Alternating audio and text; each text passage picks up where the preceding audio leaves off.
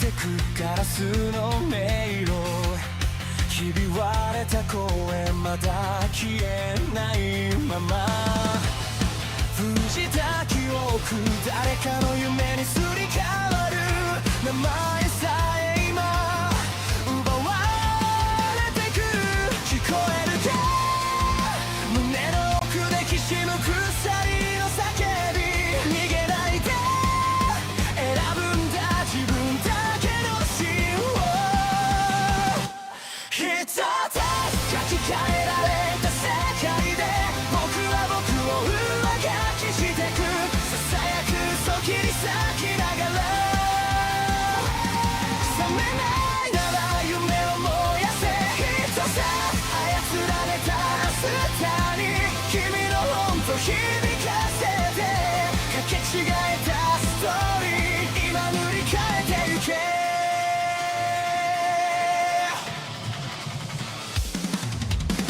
More PlayStation fuckery. Digital exposed.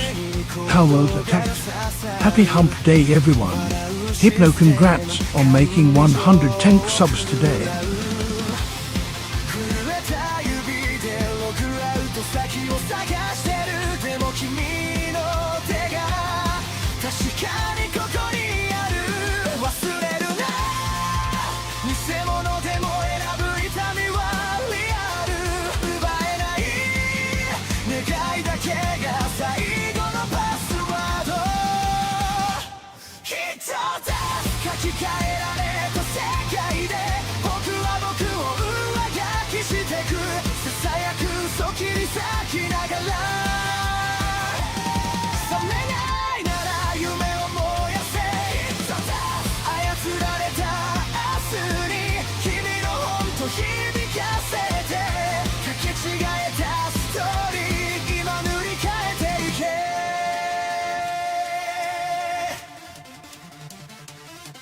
必殺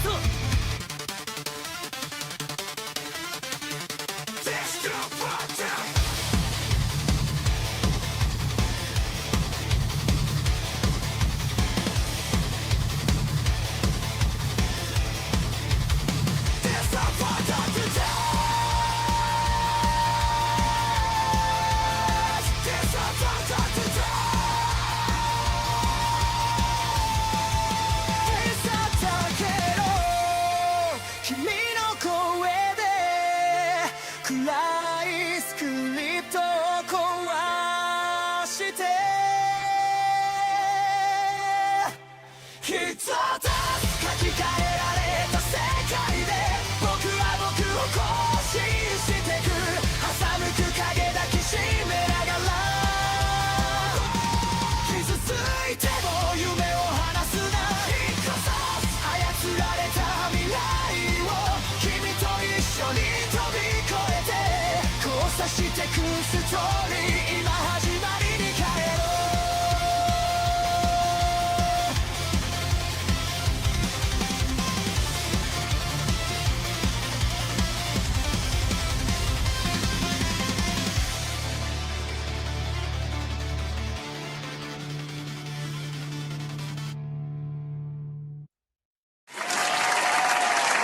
That's right!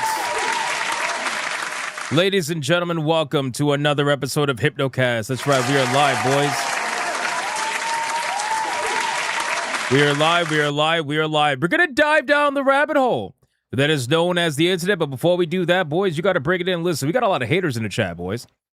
We got a lot of haters in the chat. We got people complaining about the intro. They're like, oh, what's this non-English nonsense? What's this gay intro? I have it muted anyway. Gay. That's all right, boys. Guess what? You're going to listen to it every single day. You're going to watch it every single day. You're going to listen to it every single day. It's going to touch you. It's going to touch you in all your no-no spots, okay? It's going to make sure that every little follicle of hair gets fondled. It's going to make sure. It's going to make sure that it touches you, strokes you, maybe touches the butt. You know what I'm saying? It's going to do all that, boys. It's going to do all that and more. Guys, listen very closely, you sons of bitches. If you're going to watch us over on YouTube, then you better like the stream. That's right. And while every single one of you are hugging it out on a Wednesday, because guess what Wednesday is? Wednesday is Get Your Cheeks Clapped Day. That's right, ladies and gentlemen. It's Hum Day. That means your cheeks are getting destroyed right now. They're getting absolutely clapped. It is insane. The back shots are wild. It's like they're echoing throughout the hallways right now. You can hear the reverberations. If you're watching over on Rumble, like the stream. That's right. That's right. And if you're watching anywhere else right now, that's impossible, and you're already getting your cheeks clapped. Let's be real. You are gay! That's for real. Like the stream, boys. Like it. Guys, can I get a mic check, please? Mic check, titty check, balls check. What are we checking? What are we checking today, ladies and gentlemen? My goodness. I feel like PlayStation and Xbox just want to give me content for the next 2 months. I'm not even kidding. I'm not even kidding. Every single day, I log off the internet, and when I log back on the internet, there's like a million things that are happening out there. It's crazy, man. What's going on? What is going on? What are they doing? Honestly. Do they want to give me content for like months? I'm okay with that. I'm actually perfectly fine with that. But what else were you checking? So Sony is cooked fully check? Not quite. Not quite. Was watching a fake Wizard check. Very nice. Very nice. By the way, the gay jokes in Wizard's chat, they need to increase. They need to increase. If I have to deal with it on both my streams, then Wizard has to deal with it on all his streams, boys. They got to increase, okay? They got to increase. Wait, what? Oh, wait, first off, yeah, welcome in. Welcome in. Hold on, Jill Valentine, welcome in. I'm pretty sure I recognize your name. You said you're new, but I'm almost positive that I recognize your name. But welcome in. Appreciate you hanging out with us. Appreciate you hanging out. Guys, what else we checking, man? Snip check? No, we're not. We're not doing that. Put me in the office room? Bro, no.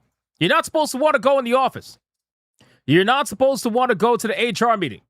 The entire reason we switched from money shot to HR meeting is because people wanted too much money shots. And now there's literally like not a single person from the beginning. They're just like, yeah, I want to go in the HR meeting. Why? Why do you want to go to the HR meeting? Stop. You're not supposed to want to do that. Hypno Gooner says, I'm new. What's up, Hypno Gooner? How you doing? Welcome in. Welcome in.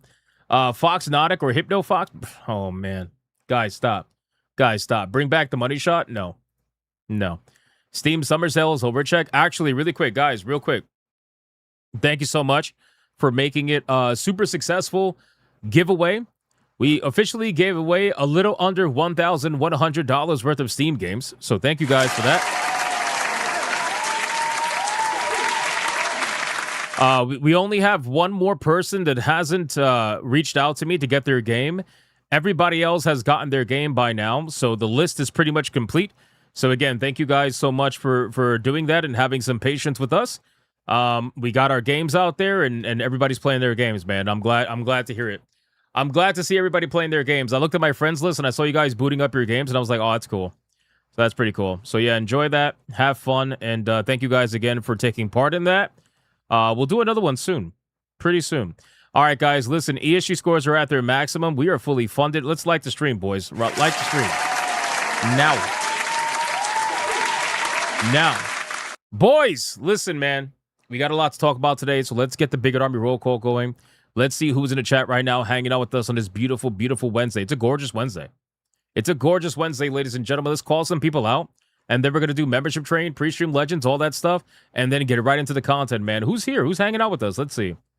Let's see. We got Yamato85. What's going on, Yamato? How you doing? We got the Voice of the Water. What's going on, Voice of the Water? We got Hanny in the chat as well. What's going on, Hanny? Sonia Lisette is here. What's going on, Sonia? Sonia, by the way, is Expedition 33 running okay? Did you try it?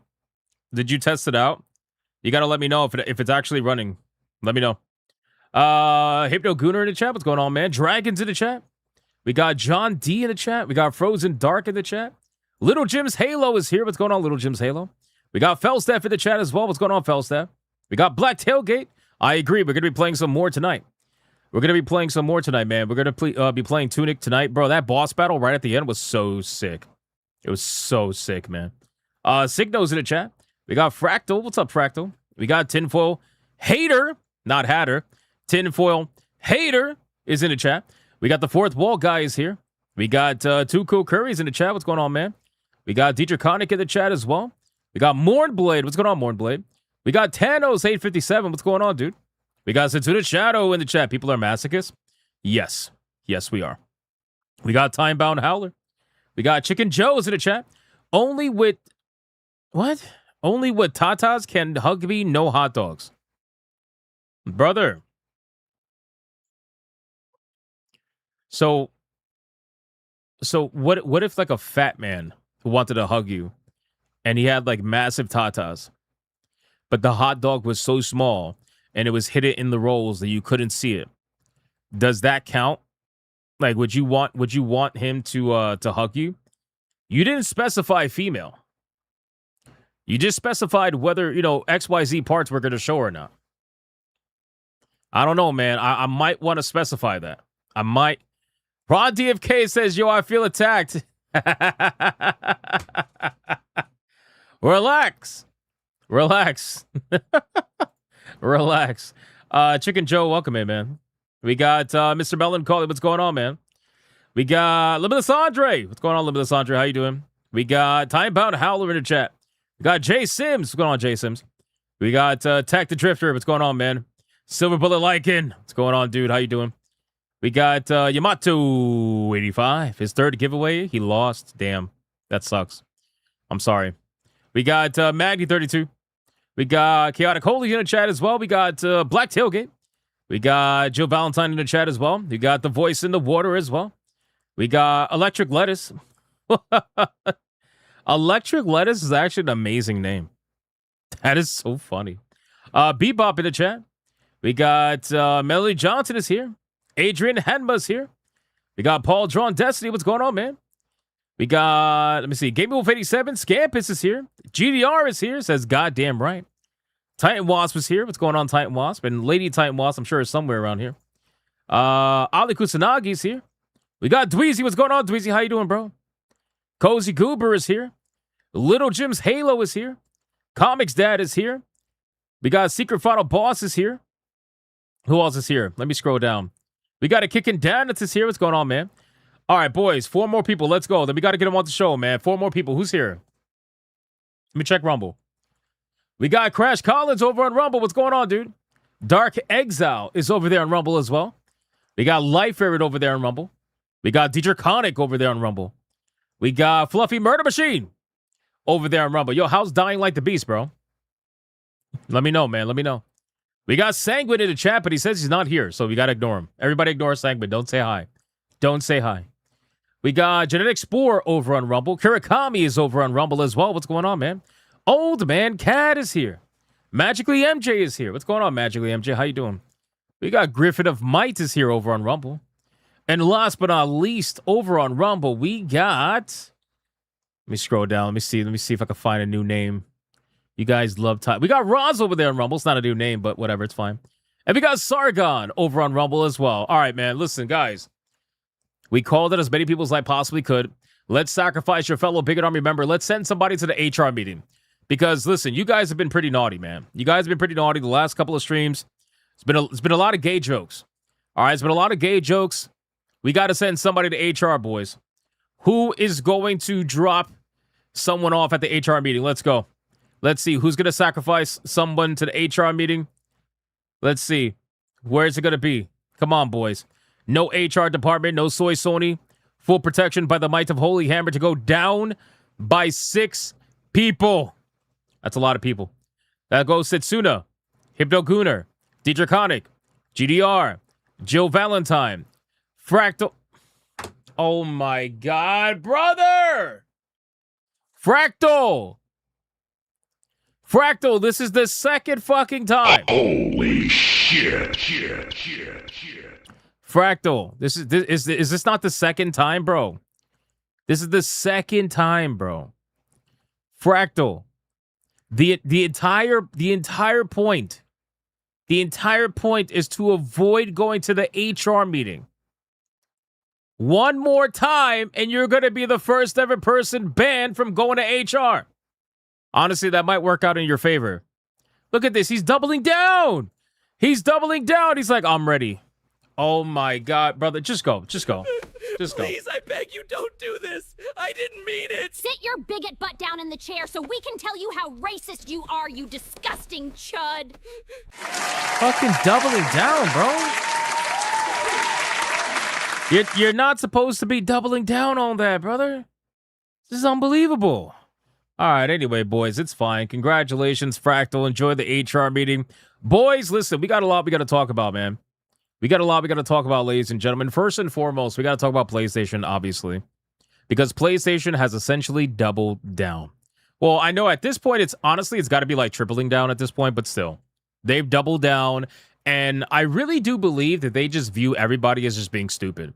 I believe, and it's kind of like one of those things where we knew the mindset, right? The corporate mindset of PlayStation, which is like, they're very confident that it doesn't matter how many people they lose, that they're going to be perfectly fine.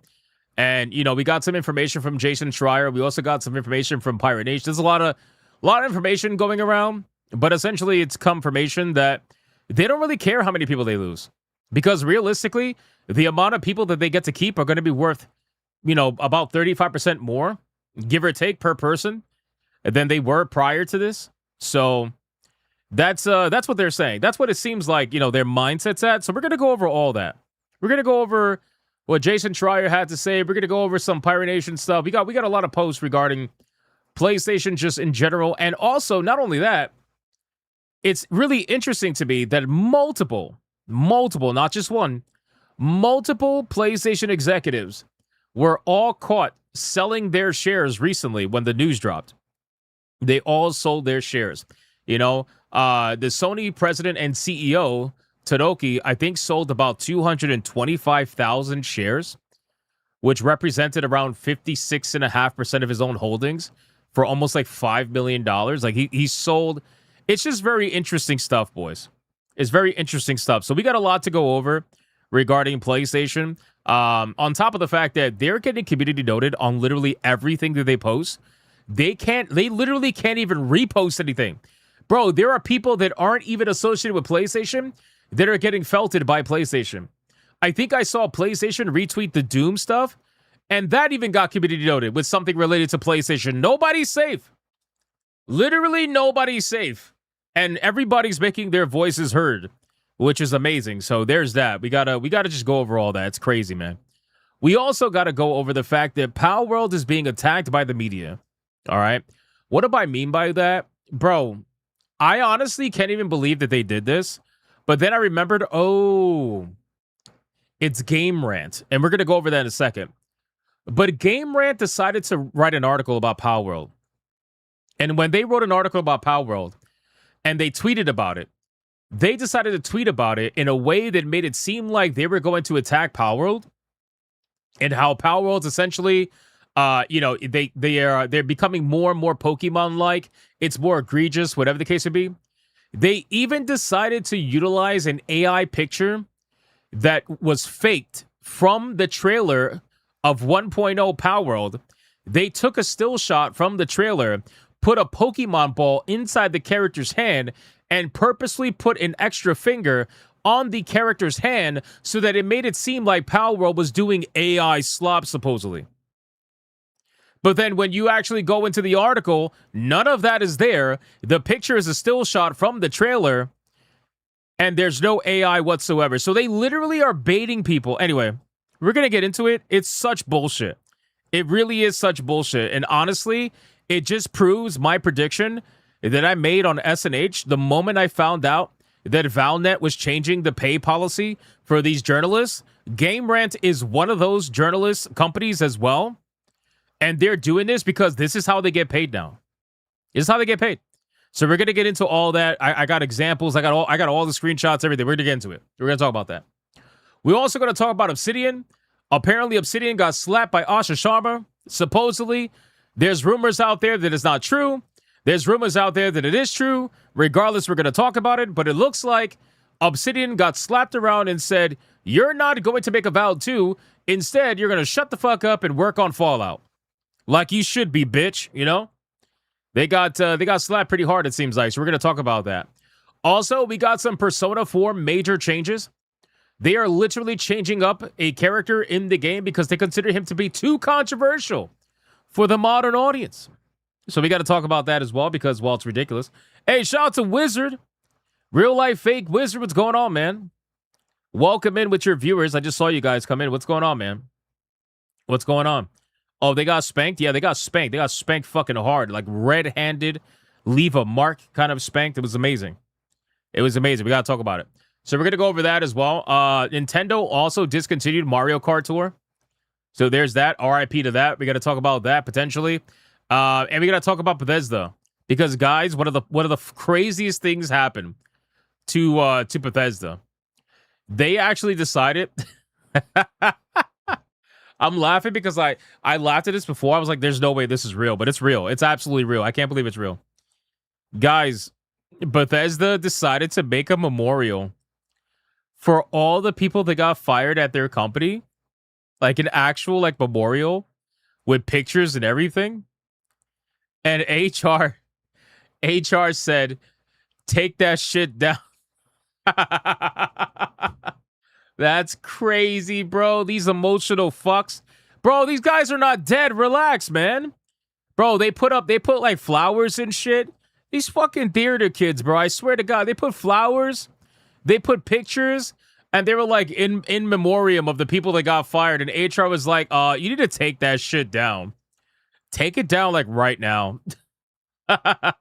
So we're gonna talk about that. I really didn't think this was a real story. Until I saw the journalists reporting on it and they had pictures of it and I'm like, oh wow. You better go do that yoga. Go do that yoga, buddy, real quick.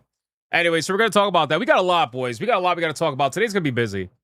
We're gonna be very busy, man. PlayStation and Xbox, they're keeping us very busy. And that's okay. Being busy is good. Boys, before we get into the content, we gotta do pre-stream legends. Before we do pre-stream legends, we gotta do membership train. Guys, let's get the membership train started. Can we light this chat up? Is it possible? Bro, we got a lot of great people in this chat. We got a lot of new people in this chat. A lot of new people in this chat. Can we make them green?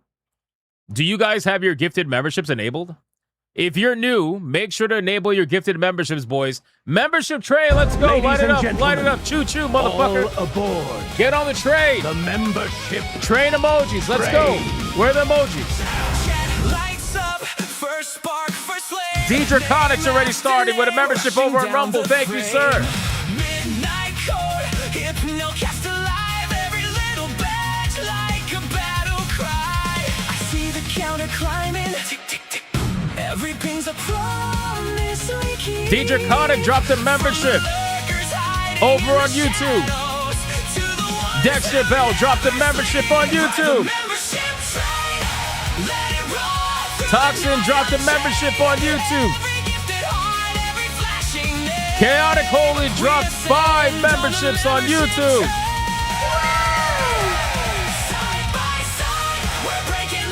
Black Tailgate dropped a membership over on YouTube. Let's go.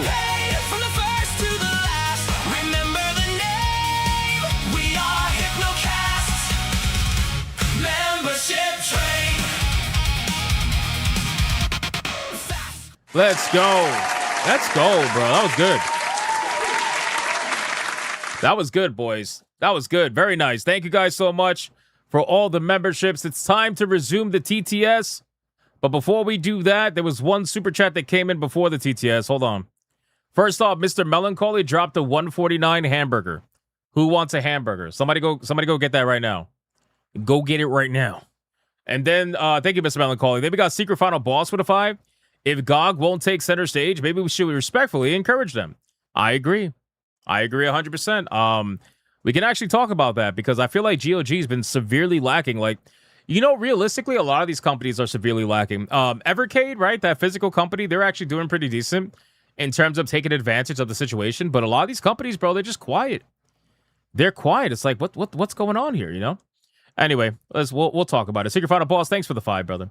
And then, of course, Deidre Connick with the narrator. I forgot to pause TTS, so he managed to sneak it through. He snuck it through. Bastard. Thank you for the 5. Appreciate that, my man. Let's resume the queue now. I should pick up everything else after that, starting with Frozen Dark's... At Frozen Dark 8,689 celebrates Thank you for 6 months of membership. Yeah. Yep. Saw that coming. Saw that coming. Saw that It's coming. Third Monday. Thank you. Third Monday. Fuck. Never mind. Never mind. Never mind. Why is it saying Monday? At Blue Octopus Uwu celebrates 15 months of membership. What do you call a huge Irish spider? A patty long legs. What happens when a blue ship and red ship collide? Their crews are marooned. Oh my god, bro. Oh my god. Blue, thank you for 15 months. If the crust between steel chiefs dries before the first wipe, he must moisten the flesh for the crumble to fall. I'm not even gonna ask what the fuck that was, GDR. Thank you for the 5. Appreciate In the that. case of Tuyu Mateo, Hypnotic Sanchez, you're the father. I have a Maury episode now? Why? Well, Hypno, the Thank you for guy the 5. who's going to live in the woods, there's also going to have a second partner, and that is the cancel of the vow to now those two can live together in the woods. He's probably in the woods with all Sup, the DEI big homie hires. Hypnotic, Thank you for the I 10. find funny as a 1100 hours Rocket Raccoon all the Guna skins in Rivals but not allowed to type Guna in Rivals chat, it's censored. Can you not? Really? Is that true? You can't type Gooner in Marvel Rivals? That's actually hilarious, considering that the skins are pretty goonery. That's funny as hell. I didn't know that. I don't play Marvel Rivals. I don't really want to, like, you know, I don't play that stuff. But that's that's actually hilarious. I didn't know that. Toxin says you can't. Of course you would know, Toxin. Of course you would know. All right, boys. Thank you for the supers. Appreciate that. Let's go over to memberships now. We got Dietrich Connick with the membership. Thank you, my good man. Dexter Bell with the membership as well. Thank you so much.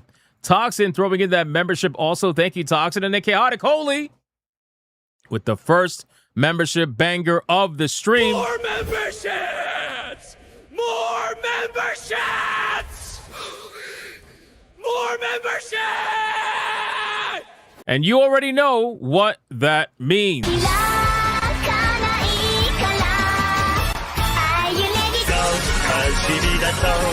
Blade Force usually celebrates 18 months of membership a year and a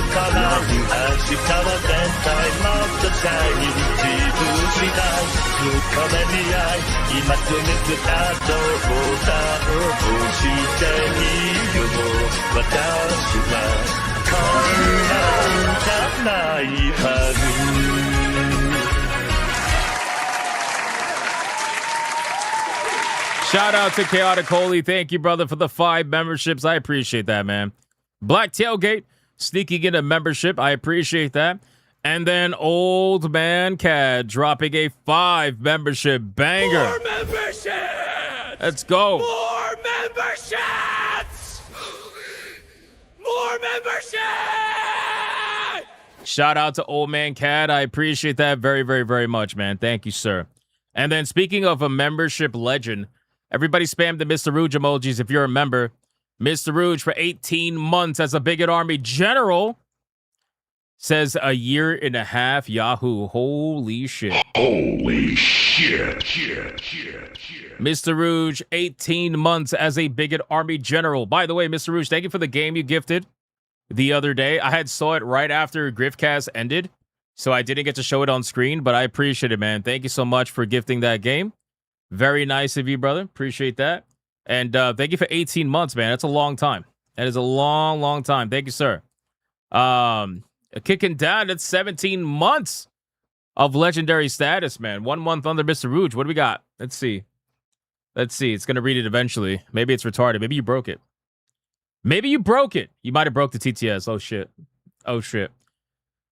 Kicking down at 17 months. First impression of Doom the Dark Ages in, not Mick Gordon at all. Music sounds like a prompt for some free online AI music generator. So far, it's good. It might be. I mean, the first one wasn't Mick Gordon either, and the music was actually all right. I didn't mind it at all. It was pretty good. It definitely wasn't Mick Gordon good, but it was pretty good. It was better than I thought it was going to be. But thank you for 17 months. I appreciate that, brother. Thank you. Yeah, I got to play the DLC. I was supposed to do it before the stream started, but I fell behind on time like an idiot. But I got to get the DLC for Doom the Dark Ages so I could get my achievement back, because I had the perfect achievement for that game and then they took it away from me, those fucks. So I got to go play the DLC to go get it. All right, let's go over to Rumble really quick. Rumble, what do we got, man? Let's check Rumble. We got Dietrich Connick dropping a membership over on Rumble. Thank you, sir. And then another one by Draconic over on Rumble as well. Thank you, thank you, thank you. I appreciate that. Damn, Marius, 20 months. Look at this guy. Look at this guy, 20 months. Holy shit. Am I going to stream the DLC? I'm thinking about it. I'm thinking about it. I might. We'll see. Shit, the TTS might be broken. Uh-oh. Let me reload this shit. Let's reload the overlay. Let's see if that helps fix it up a little bit. Otherwise, gonna have to do it the old-fashioned way. Sometimes it does that. I don't know why it does that. Let me see. Maybe if I hit replay. Let's see. Replay activity. Did that work? Oh, might not have worked. You might have broke it. You might have broke it. Chewy broke it. I don't think it was Chewy. Did music mess it up? No. At a kicking down at There we go. celebrates Refreshing it 17 worked. months Let's go. of Let's membership. go. Let's go. First impression of Doom Dark Ages is not Mick Gordon at all. Music sound like a prompt from some free online AI music generator. So far it's good. At Marius 7042 celebrates 20 months of membership. I got here late. Seems like I missed the hugs. Perfect. Everybody go grab Marius right now by his cankles and hug him. Everybody grab Marius right now. Tag Marius in the chat right now. The audacity that he thinks he can show up late and that he's going to avoid the hugs.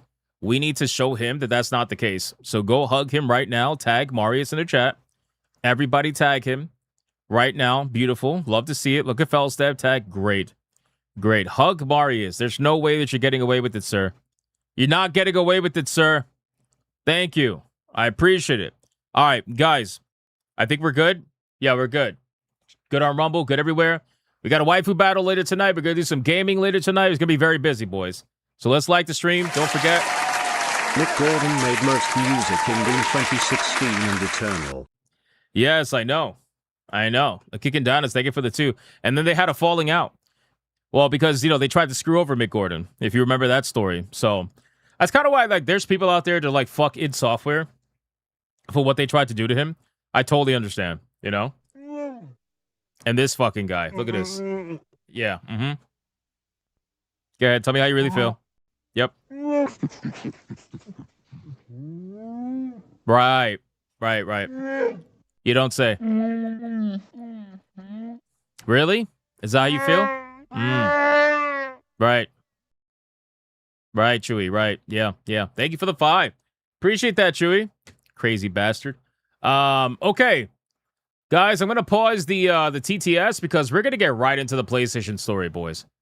You guys know I don't want to waste any time, man. PlayStation has been giving me content for weeks. It's gonna continue that way, it seems like. It's gonna continue that way because the audacity of this company, man. I almost love to see it. I almost love to see it. You know? Signo says, "Oh, you know how to pronounce id Software correctly? Can you tell Wizard to stop calling it ID?" Oh, that's because Wiz is the tourist. That's why. So he's calling it ID, but it's id Software. Fuck, he's gonna kill me for that. Yo, Wizard is gonna literally kill me for that. Wizard, you're not a tourist. I'm just kidding. I'm just joking. Don't kill me, please. Did you see all the stocks that were sold? Yeah, we're gonna talk about that. We're gonna talk about the stocks. We're gonna talk about all that. All right, I paused the TTS. Let's get into it, boys. You guys ready? Talking mad shit. Oh man, it's so funny because like I was watching his stream and I heard him saying ID Software, and it was driving me fucking insane, bro. I was literally in the chat and I'm like, is this motherfucker saying ID Software? Like, who says that? Who says that? I used to troll people by saying ID Software many years ago, but then people actually got really mad at me, and I was like, relax. It's id Software. Relax. Anyway, all right, boys, let's go. Let's get into this. Let's do what we got to do.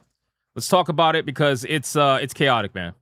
It's chaotic. All right, let me make sure everything's actually paused because you guys be sneaking in some supers and shit. Hypno does that with the anime and manga names. Well, that's because I'm actually retarded with that stuff. Because since I don't really watch too much anime, I just read the mangas. The pronunciation is just whatever's in my head. I'm I don't really give a shit personally. Don't fight with your hubby. All right, relax. Okay, where do we want to begin? Where do we want to begin? You know what? Let's just kind of go. Let's just go right into it. We're gonna bring up. Let's go here. All right, boys, it is time to talk about PlayStation. Yes, I know, man. I know. You guys are like, Jesus, another PlayStation story? Guys, yes.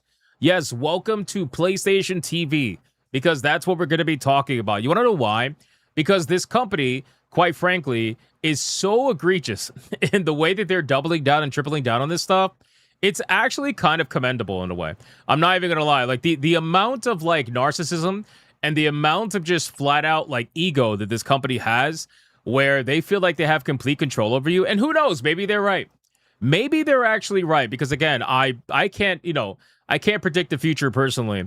But this company, like I said, when all of this was going down, I flat out told you guys that it's in my belief that this company believes that they own you, that they are so safe in their decision, no matter how much backlash there is. They feel like they are safe in all their decisions regarding digital media and removing physical media. They think you're not going to go anywhere. They think you have nowhere to go. And it's so funny because there are a bunch of shills online that are saying, if you're not playing PlayStation, where are you going to go? Where are you going to go, guys, if you can't play in a closed-off ecosystem that has, on average, like, what, 2,000 video games at best available in their entire network? Guys, where are you going to go? Oh, my God. It's not like there's platforms out there that have thousands of video games that release every single year without an enclosed, fortress. Where are you going to go? My God, you have nowhere to go. Anyway, so there's a couple of reports that are out there right now that I kind of want to cover. The first thing is going to be Jason Schreier's comments on this. He seems pretty closely tied to this. And not only that, we're also going to talk about how apparently the CEO of Sony, the president and CEO, ironically, Todoroki, has been selling his shares. And not only him, there are multiple executives that are selling their shares with PlayStation to get in while the price is high, because I'm assuming they're expecting some sort of a fall, and then once it falls, they're going to buy back in when it's cheaper and then resell it when it goes up later down the line. That's if it goes up, and they're thinking it's going to go up. So anyway, let's talk about the first report. So this is from Jason Schreier. Rhino over on X kind of just like reposted it in a way. But Jason Schreier on PlayStation's decision to end physical game media. So he says that Sony considers, this is a good one, Sony considers their digital player base is large enough to do without those who continue wanting physical discs. Now, I got to be real with you. We have seen companies before abandon their audience because they feel like they either feel safe or they feel like they don't have anything, to gain from adhering to you in any way. This is something I talked about before, where Sony is willing to give up. Let's say physical media accounts for 20% by their numbers, which I don't believe it is. I think it's more than that. But again, this is direct sales. Like if you're talking about DLCs, which are digital only, or if you're talking about indie games that are mostly digital only, or if you're talking about live service video games that are mostly digital only, I'm not factoring that in. I'm talking about video games that have both a physical and digital version. I don't think it's an 80-20 split. I think it's a lot closer than people realize. So when I'm talking about this, I'm talking about those particular video games. PlayStation has decided for a long time that they are willing to get rid of you. And even if you are, let's say 20%, even though I think you're more than that, even if you're 20%, they're literally willing to give up that 20%, right? And then you have to sit there and you have to ask yourself why. Why is PlayStation willing to give up 20% of their player base, even though I think it's potentially more than that? But why are they willing to say screw you? Why are they willing to say, you know what? We don't need you. We feel like we're going to be fine with the players that we have left over that are digital only. Why? And the reason why is because, as I said so many times, and I'm going to keep repeating myself because I'm finding a lot of new people watching my videos. They don't watch my previous videos, or they haven't seen my previous videos, so they don't necessarily know the things that I've been saying for a long time. So I'm just going to repeat myself. So I apologize for those of you that heard it already. But realistically, the reason why they're doing this, part of the reason why, is because to them, it is more important to control the 80% than it is to let the 100% be free. They care more. It means so much to them. I mean, it's like, guys, it's not. I don't even think people understand how important it is to them. It's more important to them to be able to control every waking move that supposed 80% is doing, then allow the others 20% to have any kind of freedom, even if it's the discs that we're getting now, which don't even have the full games on them half the time. They 100% want to control you more than actually make money off of you. The control is more important because they feel like the control is going to bring the money. They feel like if they have control over the ecosystem, it's going to eliminate the things that make them lose money. Like the secondhand market, for example. The secondhand market, they cannot stand it. Honestly, it's not just them. Pretty much all new game sellers cannot stand the secondhand market. They hate it, right? They hate the fact that people have the ability to go out there and buy secondhand and buy it cheaper through somebody else that they don't get a cut from. They rather you buy it through them so that they do get a cut from it. That is what they really care about. They want to kill that off so that way you have to go through them for everything, right? It's almost like it's a monopoly. But again, it's so funny to see people that accuse Steam of being a monopoly act more like a monopoly than Steam does. But that's a whole nother conversation. We'll save that for another day. So that is what's most important to them. The control is the number one thing, which is why it's in my belief that they want to speed run to the PlayStation 6 as fast as possible, because the faster they get to the PS6, the faster they get to their dream of digital only. That's why it's so important to them. They also won't change their retail distribution. So what does this mean? This means that they are going to be giving away the physical discs, right? I'm sorry, not the discs, the covers. They're going to give away the game covers and have the code inside, just like GTA. So apparently all their games moving forward, they're going to be releasing it in stores with the actual box, but it's just going to be a code inside, and that's it. So you're literally just buying a box with a code. That's what they want to sell you. So they're not changing that. That's all it's ever going to be from 2028 onward. No disc, just a box with a code. Stores sell empty boxes with only a download code. They're convinced that over time, players will accept a 100% digital gaming future. Now, it makes you wonder why, right? Why do they think that they're going to accept that, number one?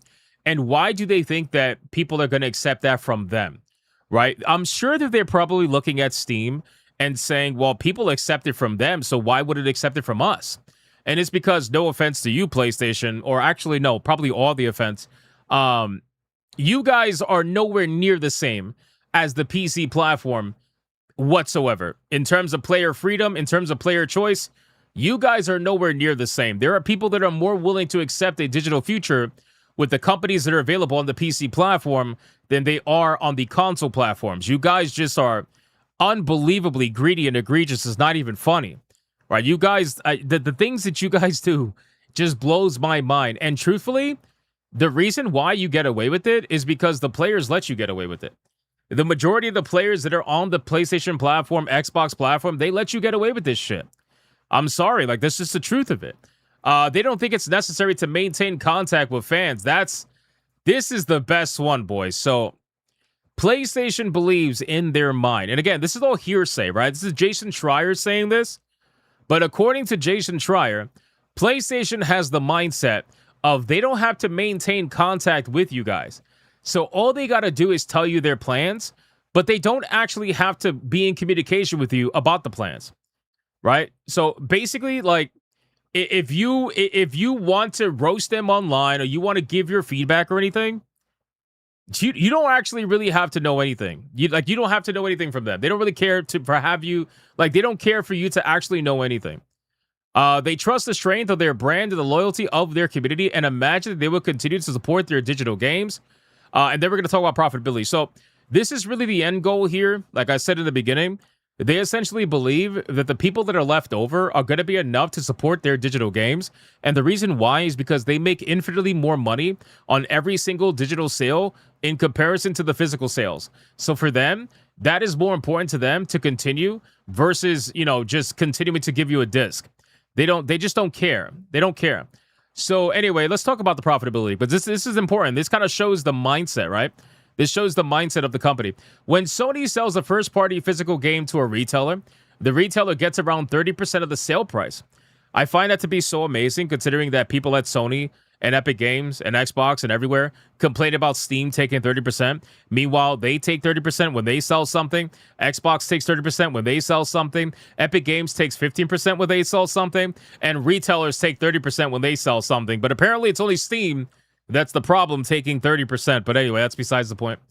Digital helps them keep 100% of the profit, which we already know that. That's realistically the most important thing to them.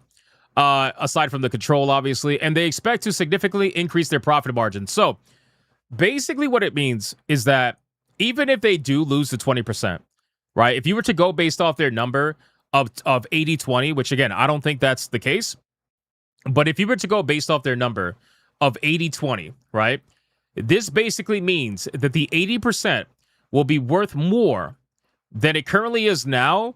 And they're hoping that that 80% will make up for the 20% that gets lost if that 20% decides to leave the ecosystem. And they're basically calling your bluff. You know, I really think that's what's happening here. And this is what I also said before. PlayStation is calling your bluff.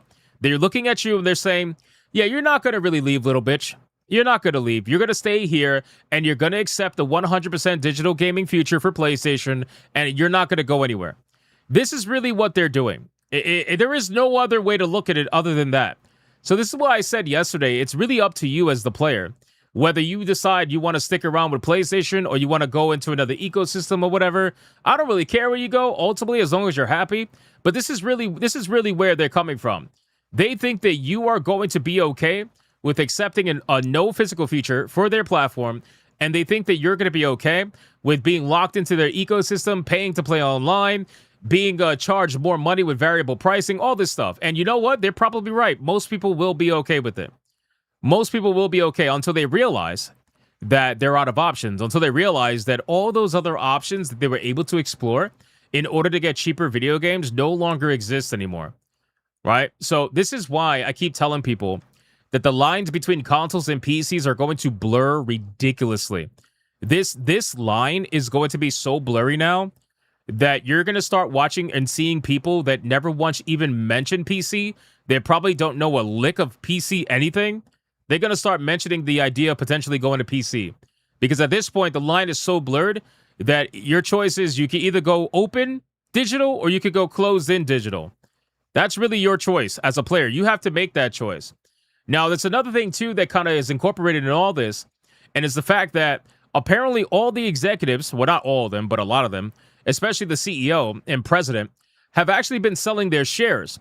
This is why, if you notice, their stock is actually down, but they're hoping that the stock is going to go up, right? So they're expecting the stock to go down because of the backlash, so it's smart for them to sell while it's high, and then it's starting to go down more and more and more, and then eventually, once it goes down to the point of its lowest point, they're going to buy it up when it's cheap, and then they're going to hope that the stock goes back up again. You know, it's honestly, it's ridiculous, but this is how they stay rich.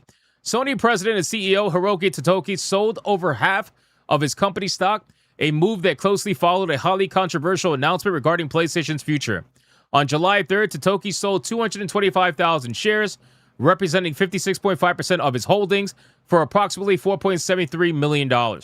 This occurred merely days after PlayStation faced massive public backlash for announcing that all new games would be digital only starting in 2028. And Sony is yet to acknowledge any of the backlash and has returned to posting after 6 days of silence as if nothing happened. Speaking of, by the way, you want to talk about they've returned to posting. Have you looked at their page? Guys, even their post about Grand Theft Auto from June got community noted. There will never be a physical version of this game. As per Rockstar, physical media is important to preserve games. Rockstar, along with Sony, are trying to eliminate physical media. You don't own digital games. You're granted a license to use the game. Their recent post here with Elder Scrolls Online, not even a PlayStation IP, boys. Purchase warning. Sony's sudden pivot to digital without informing partners, its poor digital ecosystem and pivotal markets, desperation to erase retail and resale, and executives selling all stock suggests massive corporate instability. This content may not last long. Bro, yeah, I listen, at this point, again, I've said so many times, I don't pirate video games. That's never been something that I personally do. But I got to be honest with you, boys. The people out there that say if buying isn't owning, then piracy isn't stealing, they are being extremely vindicated right now. They are. They're being extremely vindicated right now. I know a lot of you guys in the chat, you say that often, and I get the comments all the time on my videos, literally all the time. Bro, the pirates are here. And I know, like, the ironic thing is that the amount of search, right, that is happening for how to pirate video games is through the roof. Like, we covered that the other day. In Google Trends, there has been at least an over 20% increase in how to pirate video games, which is crazy. That's a huge increase. That's bigger than, I don't even know how long. It's insane. But the pirates are coming, you know, and the ironic thing is that they're turning people that would have never been pirates into potentially pirates, which makes it even funnier, really, at the end of the day. So that's a community note on their most recent one with Elder Scrolls. And then they got this one about Apex Legend and Cyberpunk, which, by the way, they've been deleting. Like I said before, they have been deleting community notes. They've been trying desperately to delete community notes, and they've been successful somewhat with some of their posts. As you can see here, this one doesn't have a community note, although I'm sure it's going to, probably within a couple of hours. This one has a community note. Action RPG Mortal Shell arrives on PS5, right? They can't even promote a video game, bro. Purchase warning. Sony's sudden pivot to digital without informing partners. Its poor digital ecosystem, basically the same thing. The same exact note. Over on Doom. Doom had a community note, and then it got deleted. So that one's gone. Then you got this one. What's life like for a half vampire in Rebel Wolves narrative sandbox? New details about Blood of the Dawnwalker. That also had one, and it's gone. PlayStation Plus monthly games for July. Digital purchases or licenses, not ownership. Sony can revoke access. Bro, these notes are not even like necessarily have to do with what's being posted. They don't care. They don't care, bro. You're not going to be able to post a single thing without people knowing. And like I said, at the very least, do I expect the majority of people to walk away? No. Like, realistically, I don't expect that because history tells me not to expect that.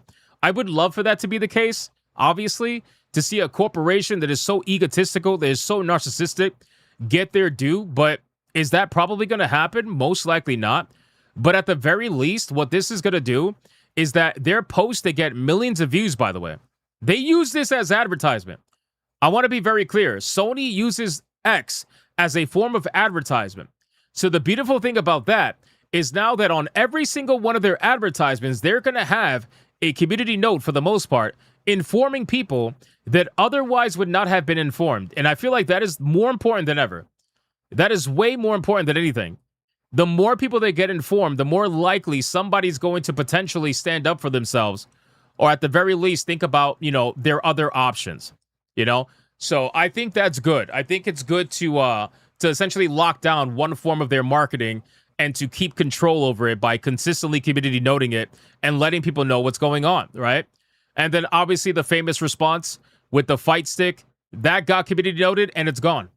Remember, yes, we did a video the other day and the community note was on there. Now it's gone, right? So they're constantly trying to remove those community notes.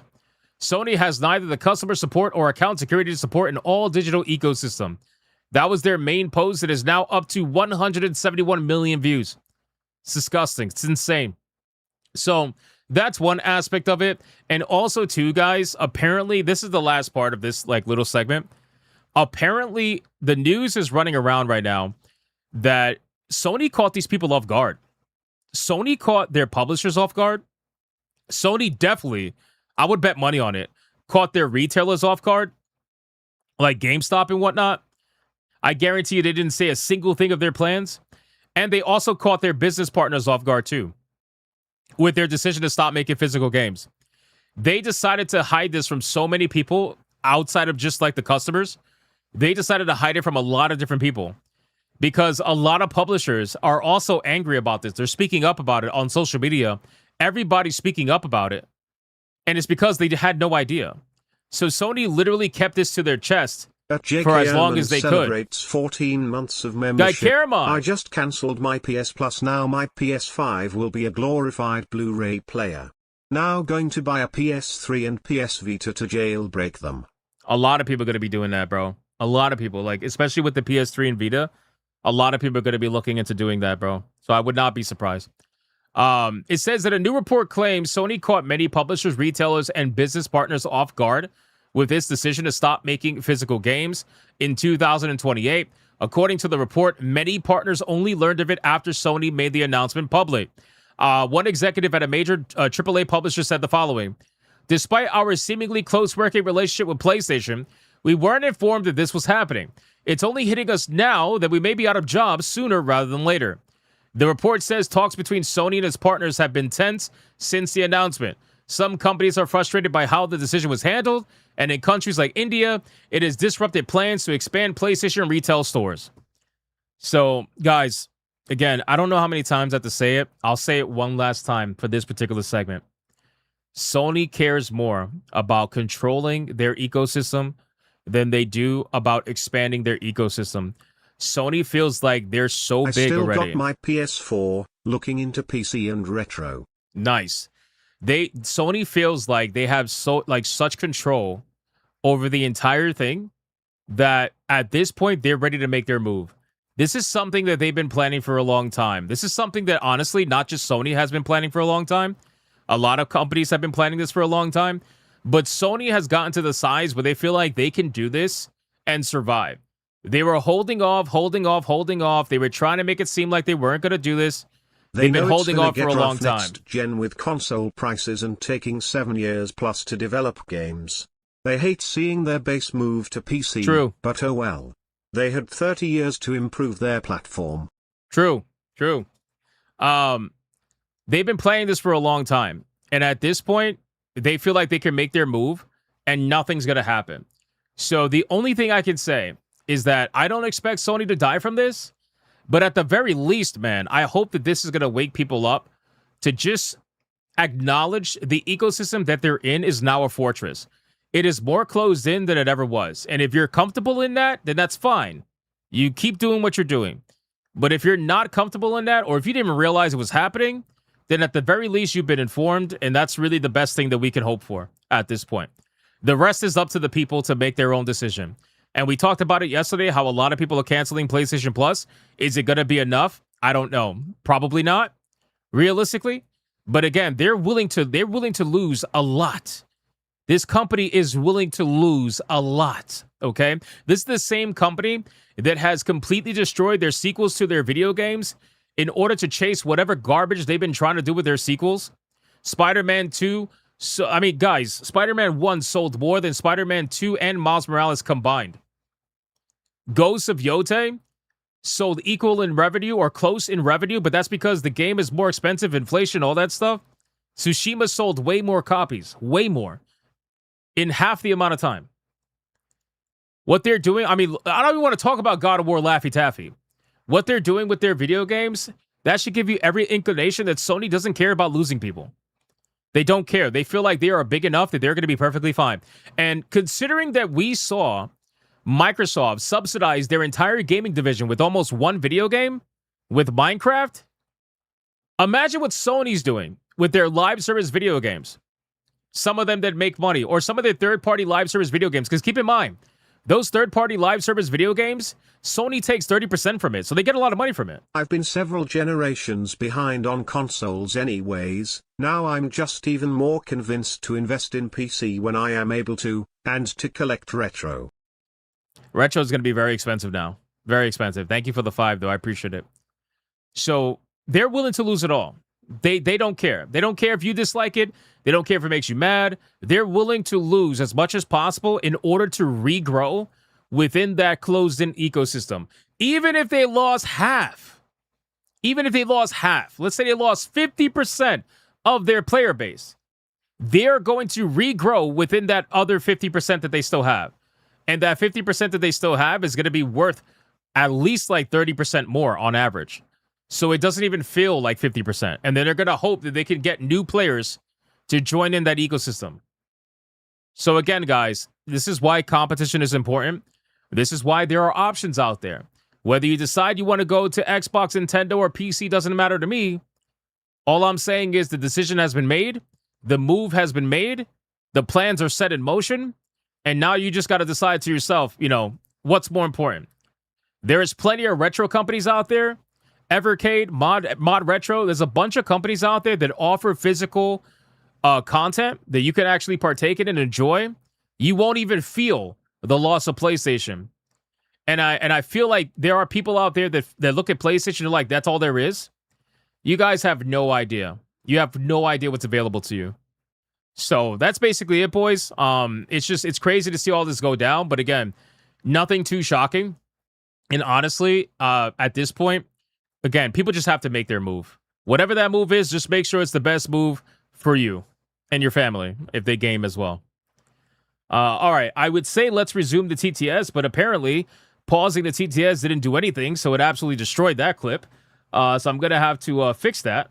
But I guess I'll hit resume anyway and see what happens there. But I'm pretty sure I read everything. Let me thank the people for their donos really quick. Where is it at? Right here. Mr. Melancholy, thank you for the 2. I appreciate that, my man. And then we got Tarnish Gamer with the 10. I appreciate that, dude. But yes, I agree. And Chai T with the 5. I appreciate that as well. And yeah, retro is gonna be so expensive now. It's already expensive as it is. Have you seen some of the prices of retro video games, bro? It's unbelievable. It's unbelievable. If you go to like a, what do you call it? If you go to like a con or something, and you look at some of these retro booths, bro, it's crazy the amount of money. It's crazy. And now with the announcement of ending physical media, it's gonna be even more. It's gonna be disgusting. It really is. So, but you know what? Hey, sometimes it's worth it, right? Sometimes it's worth it. If physical media is that important to you, then sometimes it's worth it. It's the reason why I collect physical media. I collect the 4K DVDs and movies and whatnot. Obviously, you guys know I have my manga collection. I collect manga. You know, instead of reading it digitally, I can easily just read the manga on my phone. Fuck that shit, you know? There are certain platforms that'll offer you cheaper video games right now. Actually, yeah, Vermin in the chat said PS2 games. Yeah, PS2, I understand Xbox. why these companies are worried, because Sony is literally can make Blu-ray DVDs. Microsoft used to make DVDs, but not anymore. There's no other option. Honestly, bro, you know, at this point, I gotta imagine that they're going to try to move this into the movie DVD market as well. That's what I you know, because think about it, right? What's been happening in retail stores? What's been happening in retail stores, right? A lot of retail stores, a lot of major Best Buys. Best Buys got rid of their DVD section, bro. I remember going to Best Buy for so many years and seeing a massive line of movies, DVDs, and all that stuff. That's apparently gone now. You got Targets and Walmarts that are removing their DVD sections as well. That's gone also. I'm surprised they still have book sections, realistically. But yeah, like I think at this point, they all want to move to a digital future, and I think they all kind of see the writing on the wall, personally. So they're all kind of basically moving it to Amazon. That's essentially what's happening. A lot of DVD shops are gone, exactly. You know, it sucks, bro. So that's why, like, for me, like I told you guys so many times, I'm collecting a lot of older movies for as long as I can. And thankfully, they're still doing it. Like, they're doing these nice, like, big collections and stuff like that. Like, it's cool. So I'm trying to collect them as much as I possibly can before they eventually just go away, you know? But they want to get to a point where you don't own a fucking thing. You don't own a movie. You don't own a TV show. You don't own a video game. They're going to rent you the video games. And it's going to get to a point where you can't even buy the games. I would not be surprised. Imagine a world where Sony says that they are no longer going to be selling retail video games, but that the only way you could play their games is by paying $200 a month for their PlayStation service. You know, I know that sounds crazy, but it's really not crazy when you think about it. It's really not crazy. Sigdo says, yeah, I'll go outside. Go touch the grass at that point, man. Yeah, I know. It's so crazy, man. This is the world we live in, though, bro. Like, I really don't know what else to say, man. Anyway, all right, let's talk about the next topic. I'm going to try to pause the TTS again. Apparently, I don't know why it's not pausing, but it's not, which is weird because it's messing with my clips. But it's fine. Titan Wasp says pirate. Yeah, I think a lot of people are going to become very knowledgeable about that particular subject over the next few weeks. I think that's going to be the case. Pretty sure. So, guys, we got a crazy topic, bro. We got a crazy topic about Palworld. And honestly, it's pretty fucking egregious. Can we talk about this? Because, bro, the corporate Nintendo dick eaters, man, the journals love it, bro. They love it. Oh my god, the corporate dick eaters, bro. I've been scooping up PS1 and Dreamcast games when I see them scored Crazy Taxi for under $5 mint. Really? Under 5 for Crazy Taxi? That's pretty good. That's pretty good, bro. Nice one. Most people would still pay though. Yeah, well, again, you know, I just want to reiterate, Tiger King. Like, yeah, I know most people will still pay, but just because most people would pay doesn't mean that by talking about it and getting out there that you're not helping the few people that won't pay. You know, for every 10 people that will pay, there is probably one person that won't pay. The problem is that one person doesn't even know what's happening half the time because they're so out of the loop. So realistically, even though Rarely is modern entertainment it's worth still physical going. I don't know what's copies going on, anyways, bro. but there is a vast collection of older and international things through. All right, the only thing I could do is mute super chats. The only thing I could do is mute it. So, Chai T, thank you for the 5. Let me replay it. I'm gonna replay it. I'm gonna replay this, and then I'm gonna mute it because I don't know why it's not pausing, and it's destroying my clips. Hold on. Let me resume. There we go. There we go. Yeah, I don't know what's going on with it. I have no idea. It's weird. Okay, now it's not playing. Come on. Come on. What are you doing? Sorry in advance if the voice leaks through. Yeah, I don't know what the deal is with it. All right, it's not playing. Rarely is modern entertainment worth physical copies anyways, but there is a vast collection of older and international things through all media to enjoy. You know, Chai T, honestly, most of the movies that I have are old movies. You know, I think I've said this before. Like they're, 80s. Some of them, 60s, 70s, 90s. You know what I mean? You got your Back to the Future, your OG Jurassic Park collections. You got the original TMNT movies. You got, what else do I have? The Bond movies, all the original Bond movies. You got Beverly Hill Cops. You got Steven Seagal movies. You got what the fuck? Trading Places. Young Eddie PC. Murphy. In the meantime, Monkey D. Genie, pirate flag emoji. Monkey D. Debauchedai is fucking hilarious, bro. Monkey D. Debauchedai is hilarious. Shout out to Debauchedai. I appreciate the 2, bro. Thank you, sir. Yeah, like Trading Places. What other ones? Coming to America. Like I got like those kind of, The Last Dragon. I like collecting old movies. So those are the movies that I want to preserve personally. I care about preserving those more than buying modern movies at 4K. So I'm more focused on paying money for those right now. And like once that's, once I feel good at that, then I'll move to some modern stuff if there's anything good. But realistically, like I'm more focused on the older shit. So yep, Blazing Saddles. I got Blazing Saddles, Breakfast Club. I got so many movies, bro. So many movies. I'm trying to add as much as possible.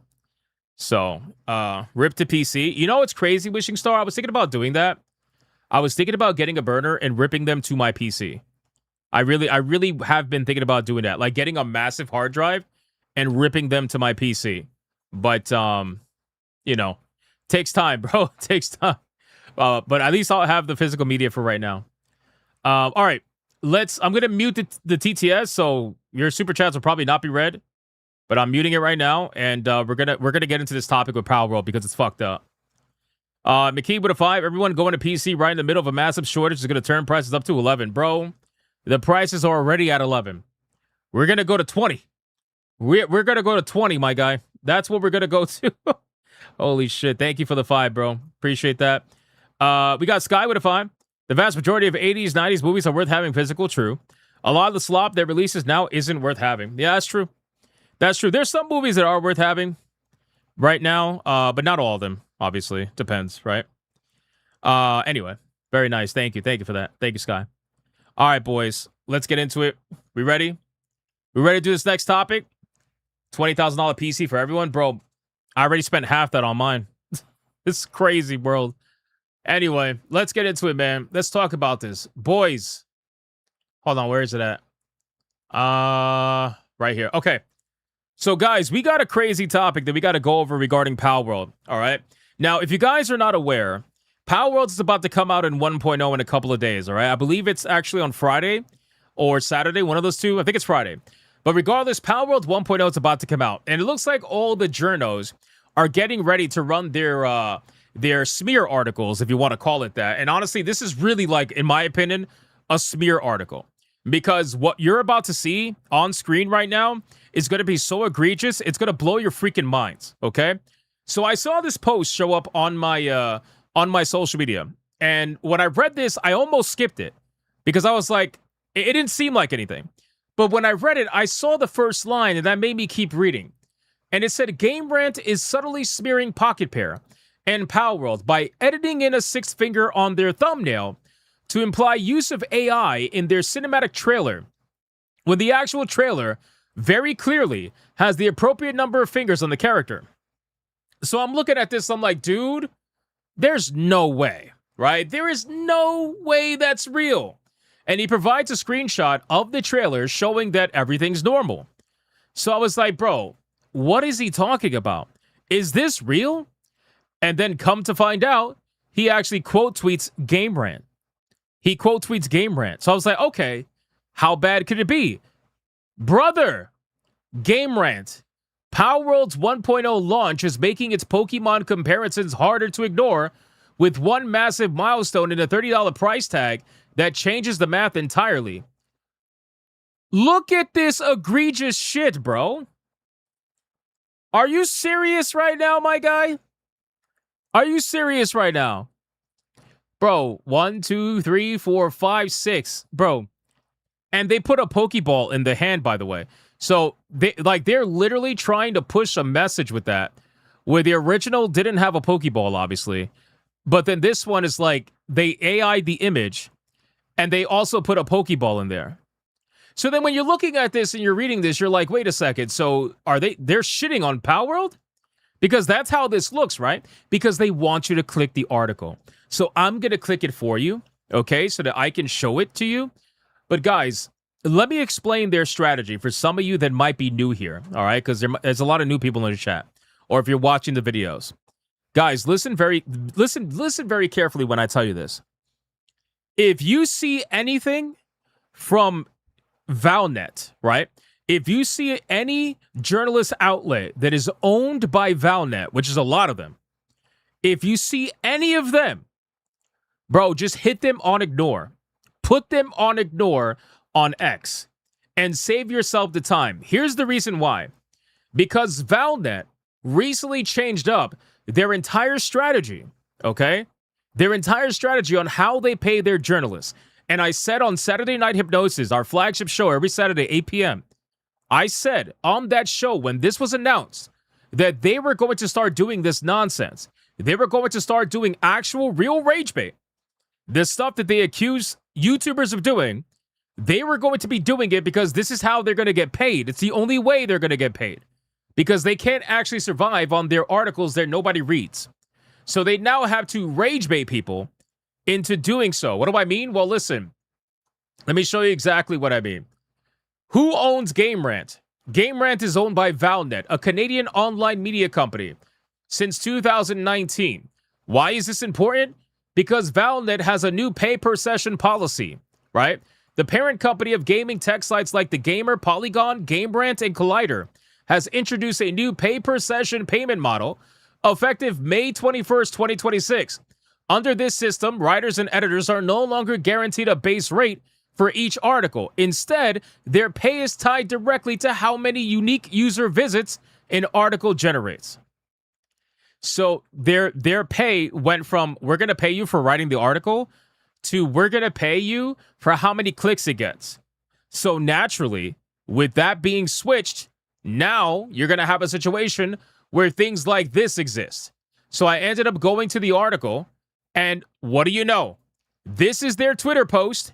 AI image, 6 fingers to piss people off, Pokeball to piss people off, right? This is their Twitter post. that they were hoping was going to go viral. It ended up getting ratioed. It actually didn't go anywhere. This is their Twitter post. This is their article.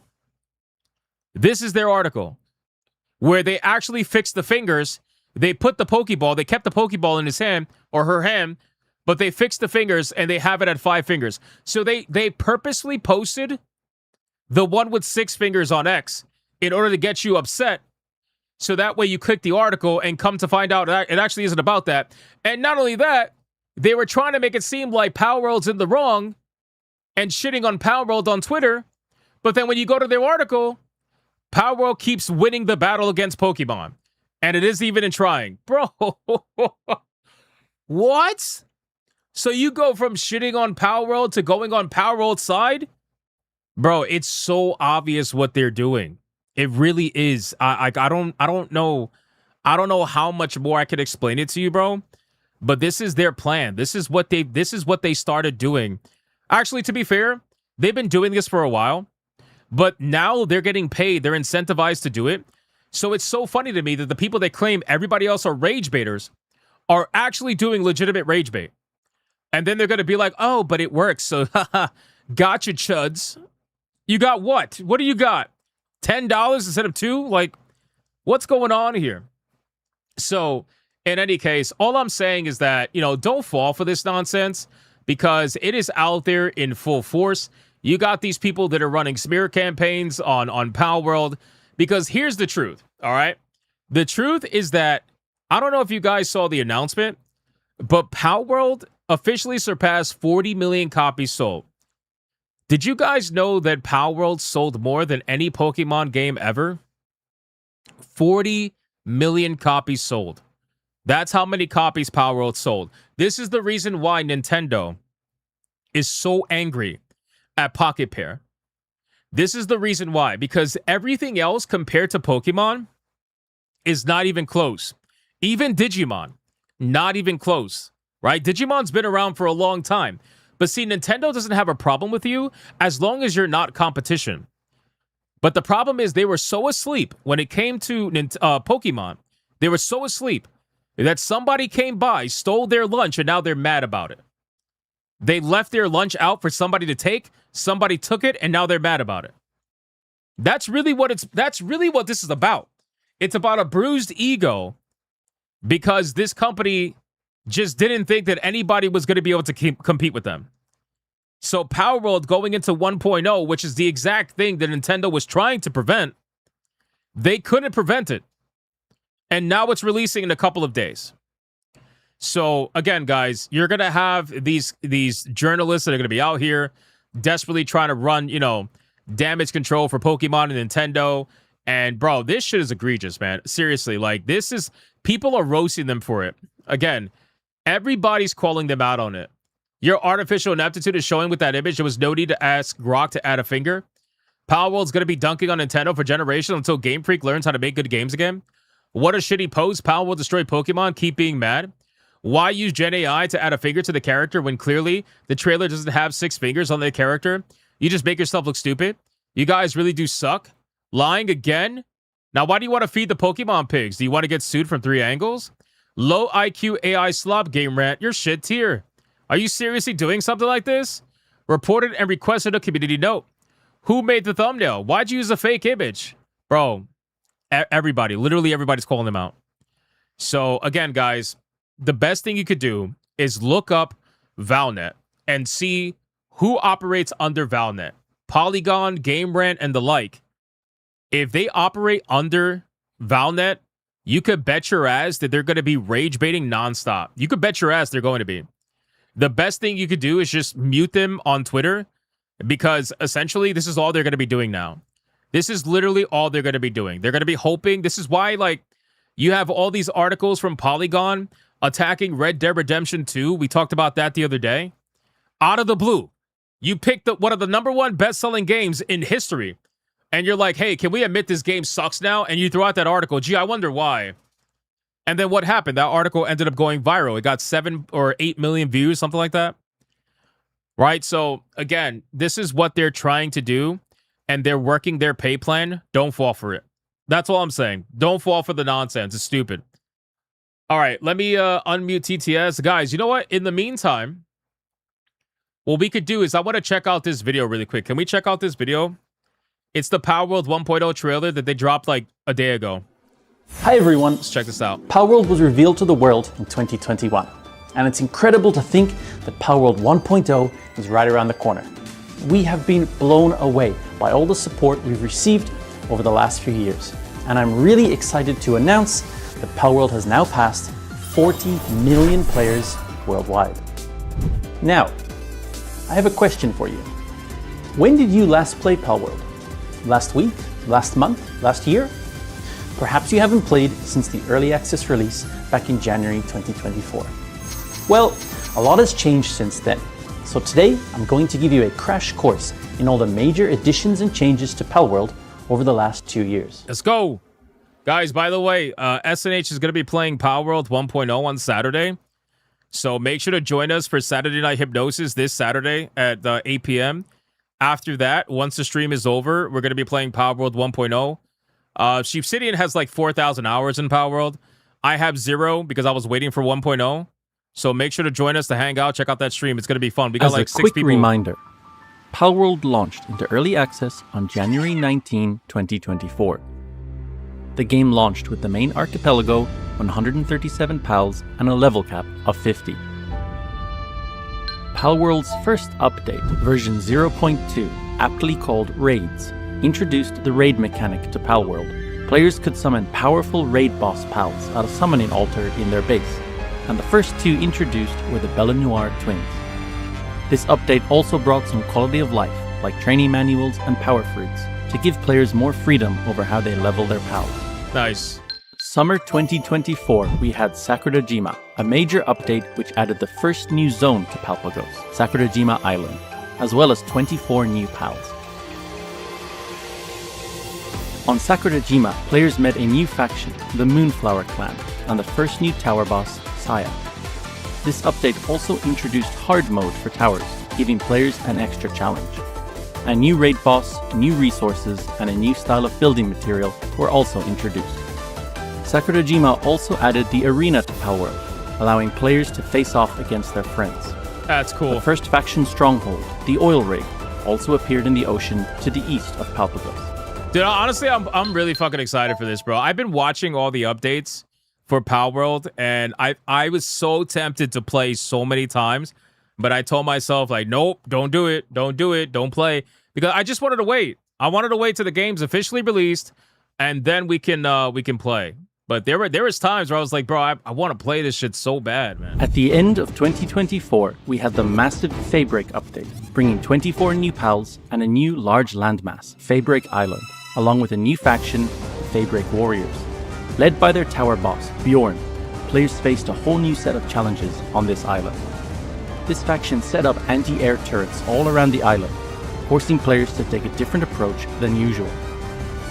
This update also brought a whole host of new mechanics to the game, such as PAL expeditions, a research tree, and rainbow passive for PALs. Hardcore mode and randomizer mode were also added to give players a new way to play the game. A new raid boss, new stronghold, and many new resources and weapons also arrived with this update. Some much needed quality of life in the form of work technique books to raise PAL work suitability of your favorite PALs were also added. March 2025 was version 0.5, the crossplay update. Bro, man is running around with a fucking chain gun, bro. This is crazy. What's going on here? Crossplay was added to Palworld across PC, PS5, and Xbox consoles. A global PAL box was also added, allowing players to move their PALs between saves. Dimensional storage, transmog, photo mode, and more were also added in this update. June 2025 was Tides of Terraria, Palworld's first major collaboration with another game. Over 20 new pals and a new zone, the Terraria Island, were added. A new raid boss, Terraria's Moonlord, as well as several iconic Terraria mobs made their way into Palworld. Fishing, salvaging, and an expanded mission system. A new PAL trust mechanic, rewarding players for sticking with their favorite PAL. A chain of missions for Zoe was also added, allowing players to recruit Zoe as a companion NPC. Enemy faction bases popped up all over the world, and the arena got an upgrade with the Arena Challenge mode. That brings us up to Winter 2025, Palworld Home Sweet Home. This update introduced Palworld's second collab, Ultra Kill, as well as improvements to the building system, new building pieces, painting, and more. Improved melee. Bro, how much is there to do in this game, bro? This is insane. You're excited to jump back in, bro? There's so much to do in this fucking game, bro. Seriously. The mods are going to be crazy. Hey, wait. What kind of mods you putting in there?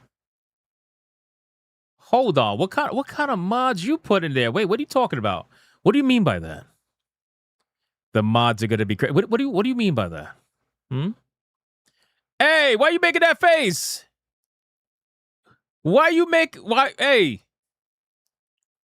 Hey, why? No, not you too. No, stop making that face, bro. Come on, bro. You gooning in this game too? You can't just leave it be. Setsuda, stop. What are you guys doing? Akuma, bro. Nah, man. You guys, nah. You guys need Jesus. That's what it is. You need Jesus, bro. And a new raid boss and the raid arena. What's going on? Finally, no more raid bosses smashing up your base. This update also introduced the Steam Workshop, allowing players on Steam to easily download and use mods in the game. By this point, the level cap in Palworld had reached 65, and there were now 215 pals in the game. There is so much more I could talk about, but it would simply take up too much time. Over the last 2 years, Palworld has grown alongside its players, and we're so incredibly grateful to you for all the feedback you've given us up to now. Palworld 1.0 will be our biggest update ever. I can't wait. And it will bring not only many new pals, weapons and items, but new areas to explore, complete overhaul of many mechanics, and of course, a few surprises.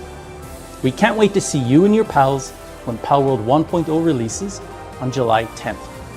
Until then, as always, thank you very much for your continued support. Boys, are we playing this Saturday? Are you gonna watch us play this Saturday, bro? I'm so excited, man.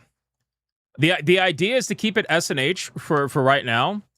We're gonna keep it SNH for right now, and then like if we have room later down the line, we're gonna open it up to viewers, like to members and stuff. It's gonna be awesome. I can't wait, man. It's gonna be a good time, bro. I'm super excited. I've been waiting. I hope I'm not disappointed by the game.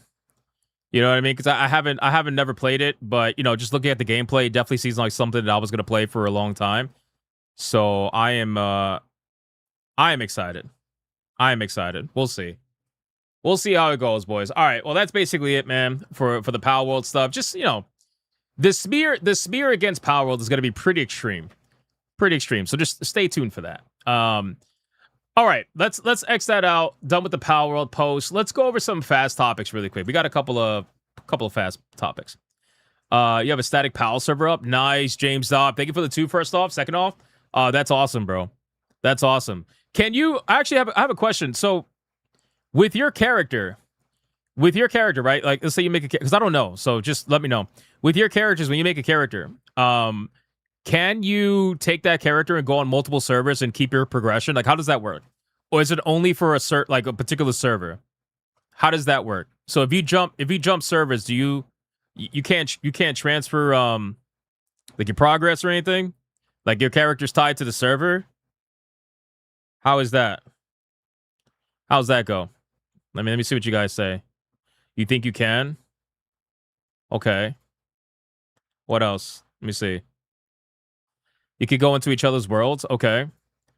So, like, if I had it... No, but you can take pals over? Okay. You can't... No, you can transfer pals, not people. Okay, so you can transfer pals, but not people. Okay. All right, I didn't know that. I was curious. That's fine, then. Ask GPT. Why would I ask GPT? Would I have players here who can answer and give me a real answer? All right, well, that's cool. That's fair. So, I was just curious. All right, let me X out of this. Let's, bro, look at this glazing. Look at this. People are so mad. Look at this. Watch this. People are somebody deleted the post or whatever. People are so mad. They're talking about how Palworld sold 40 million like copies or whatever. And this person's like, well, since they want to use players metric, okay, Pokemon Go has over 1 billion players. Now what?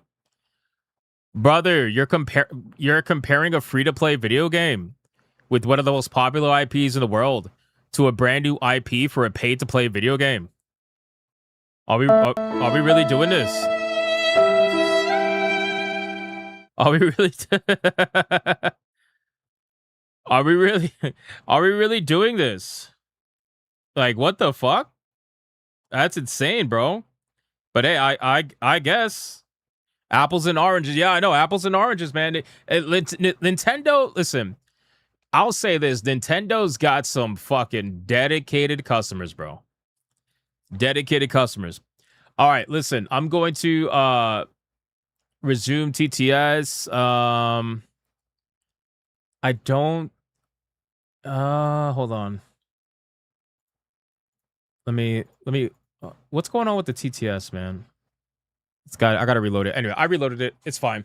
Let's hit the fast topics. We got some fast topics that I want to go over, guys. Sony also got felted by another thing, by the way. I don't know if you guys remember this. Do you guys remember this story? This story came about our desk like, months ago.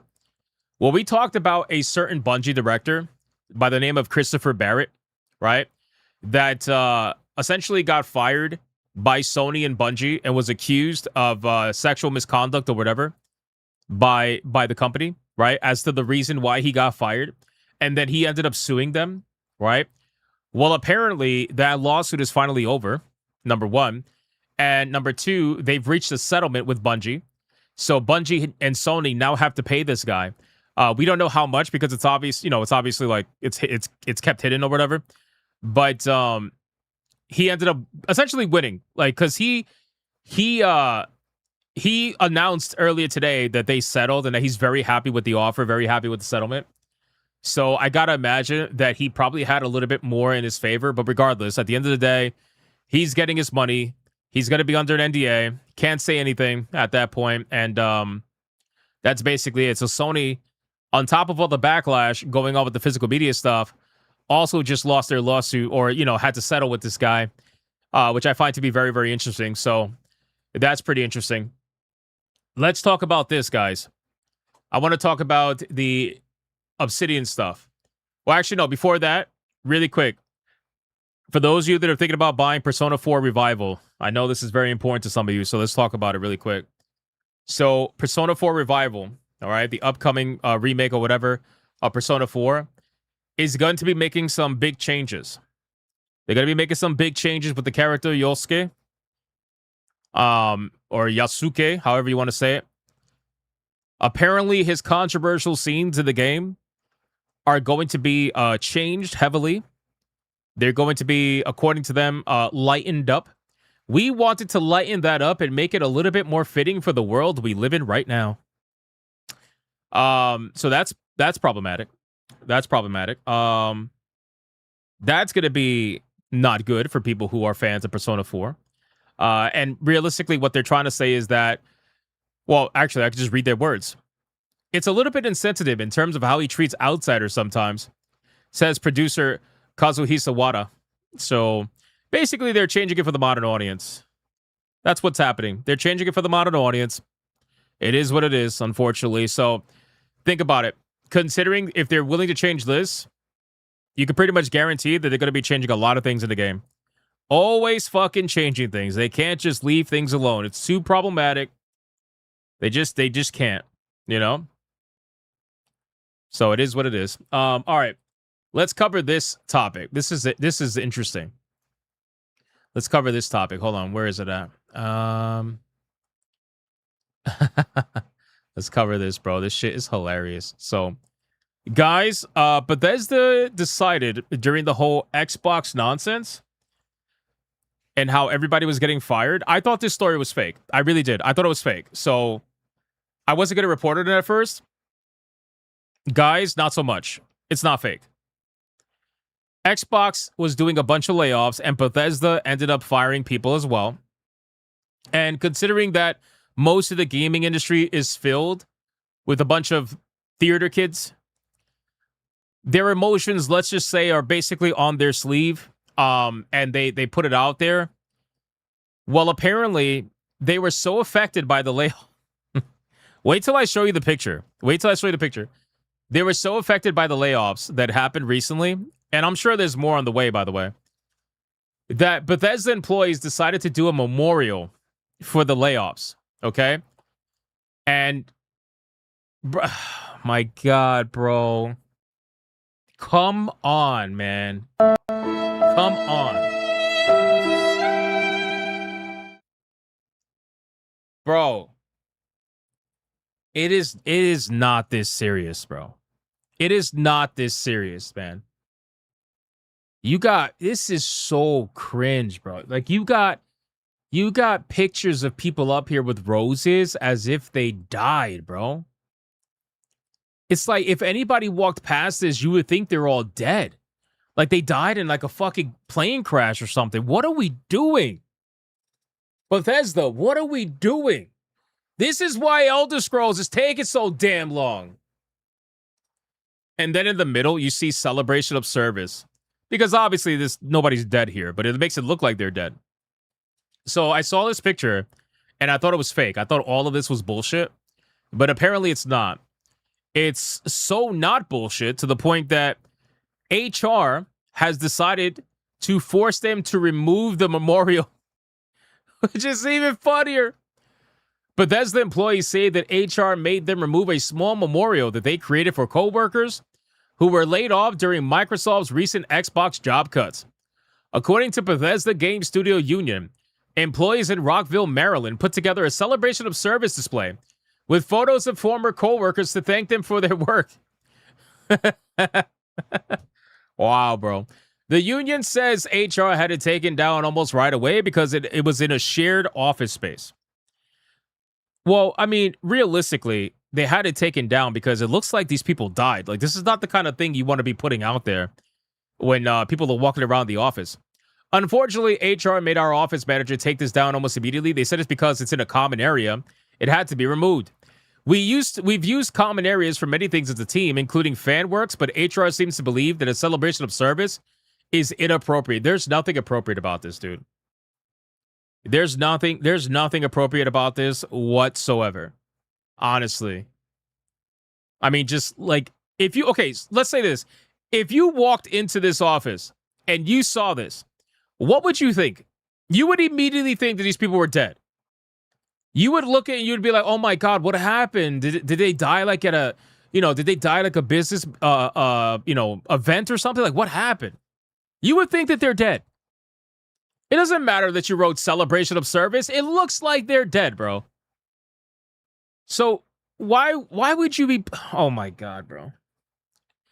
I really, again, and it kind of makes you realize and remember the kind of people that are working at these places, and then you wonder why Xbox is letting all these people go.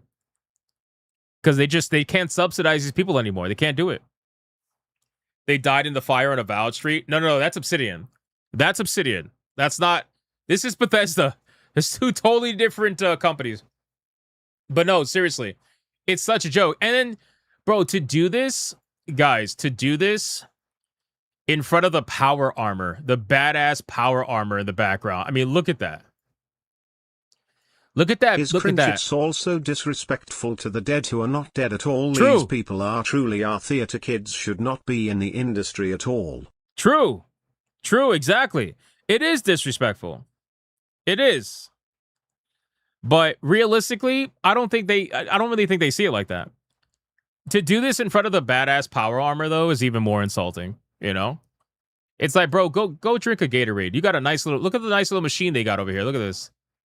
Look at that nice little machine they got over here. What's this? I don't even know what this is. But anyway. So yeah, I saw this picture and I'm like, dude, this got to be fake, but it's not. It's not. And of course, people are just like roasting them. Because even HR thinks you're an adult daycare, theater kids holding funerals for the living. See, I'm not the only one who calls them theater kids. That's pretty weird and stupid. It is weird. A waste of time and space. HR was quite right. Just another reason added to the long list of why HR departments worldwide need to be abolished.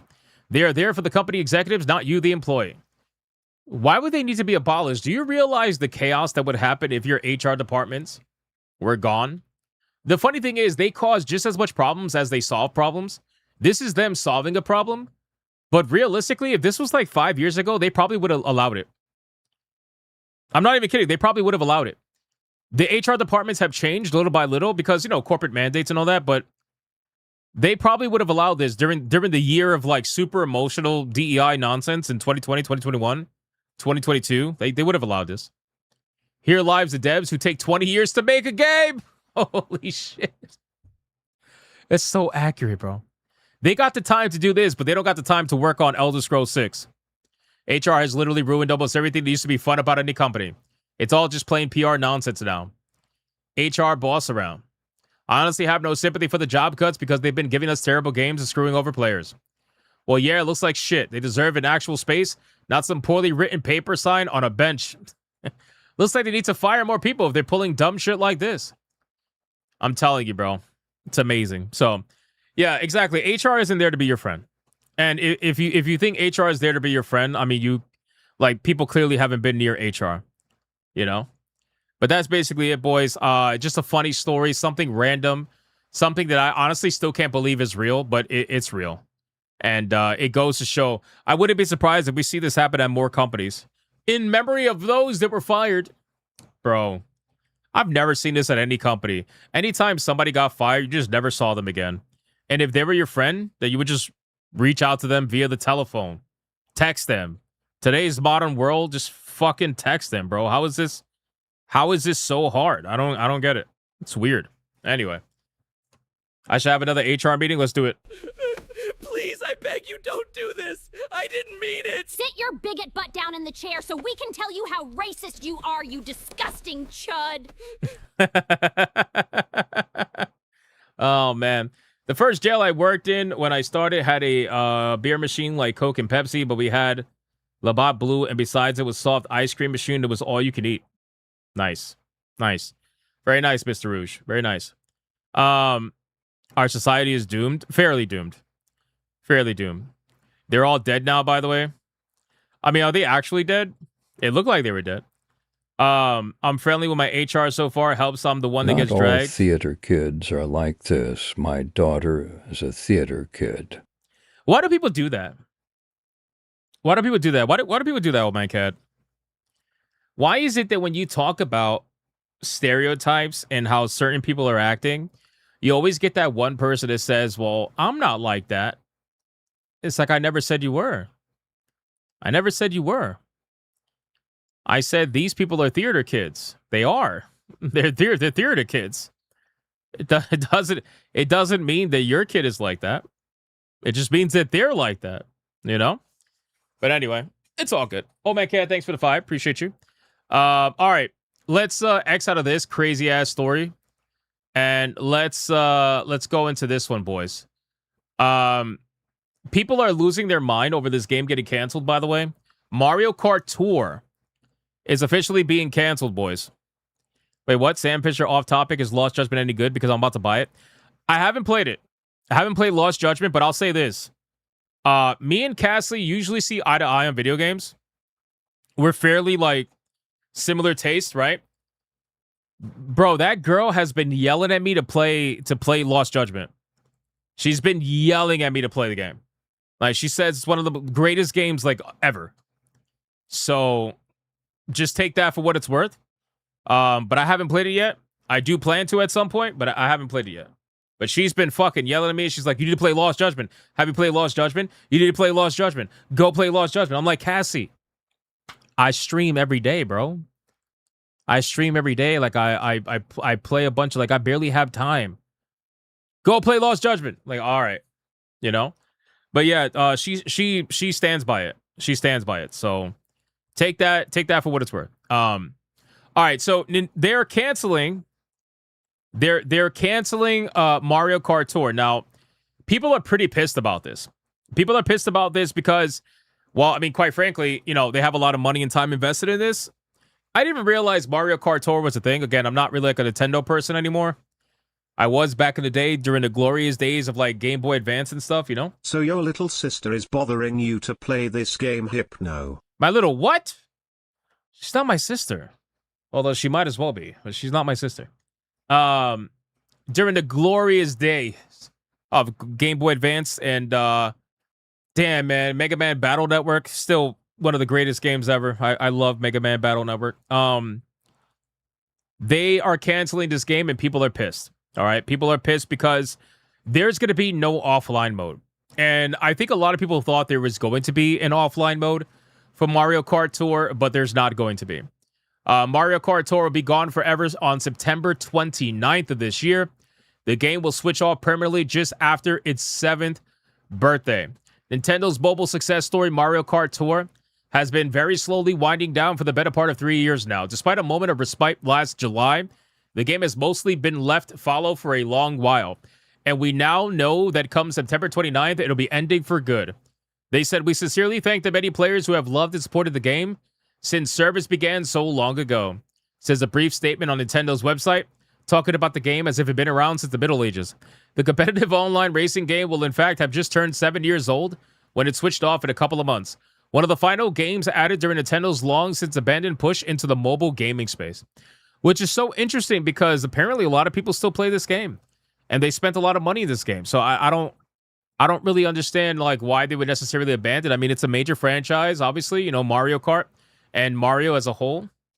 It must have started costing more to maintain it than it did to actually, you know, make money from it.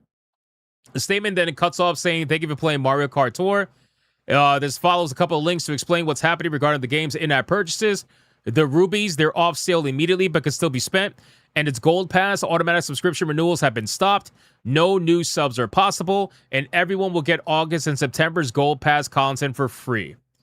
This rather ignominious end matches its problematic launch when the game was released packed with predatory gacha gambling.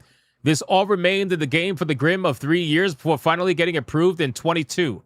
The game itself was really good, a proper Nintendo Mario Kart, but it was impossible to celebrate it without also mentioning its incessant demand on your wallet, even going so far as to lock its 200cc speed mode behind a paywall.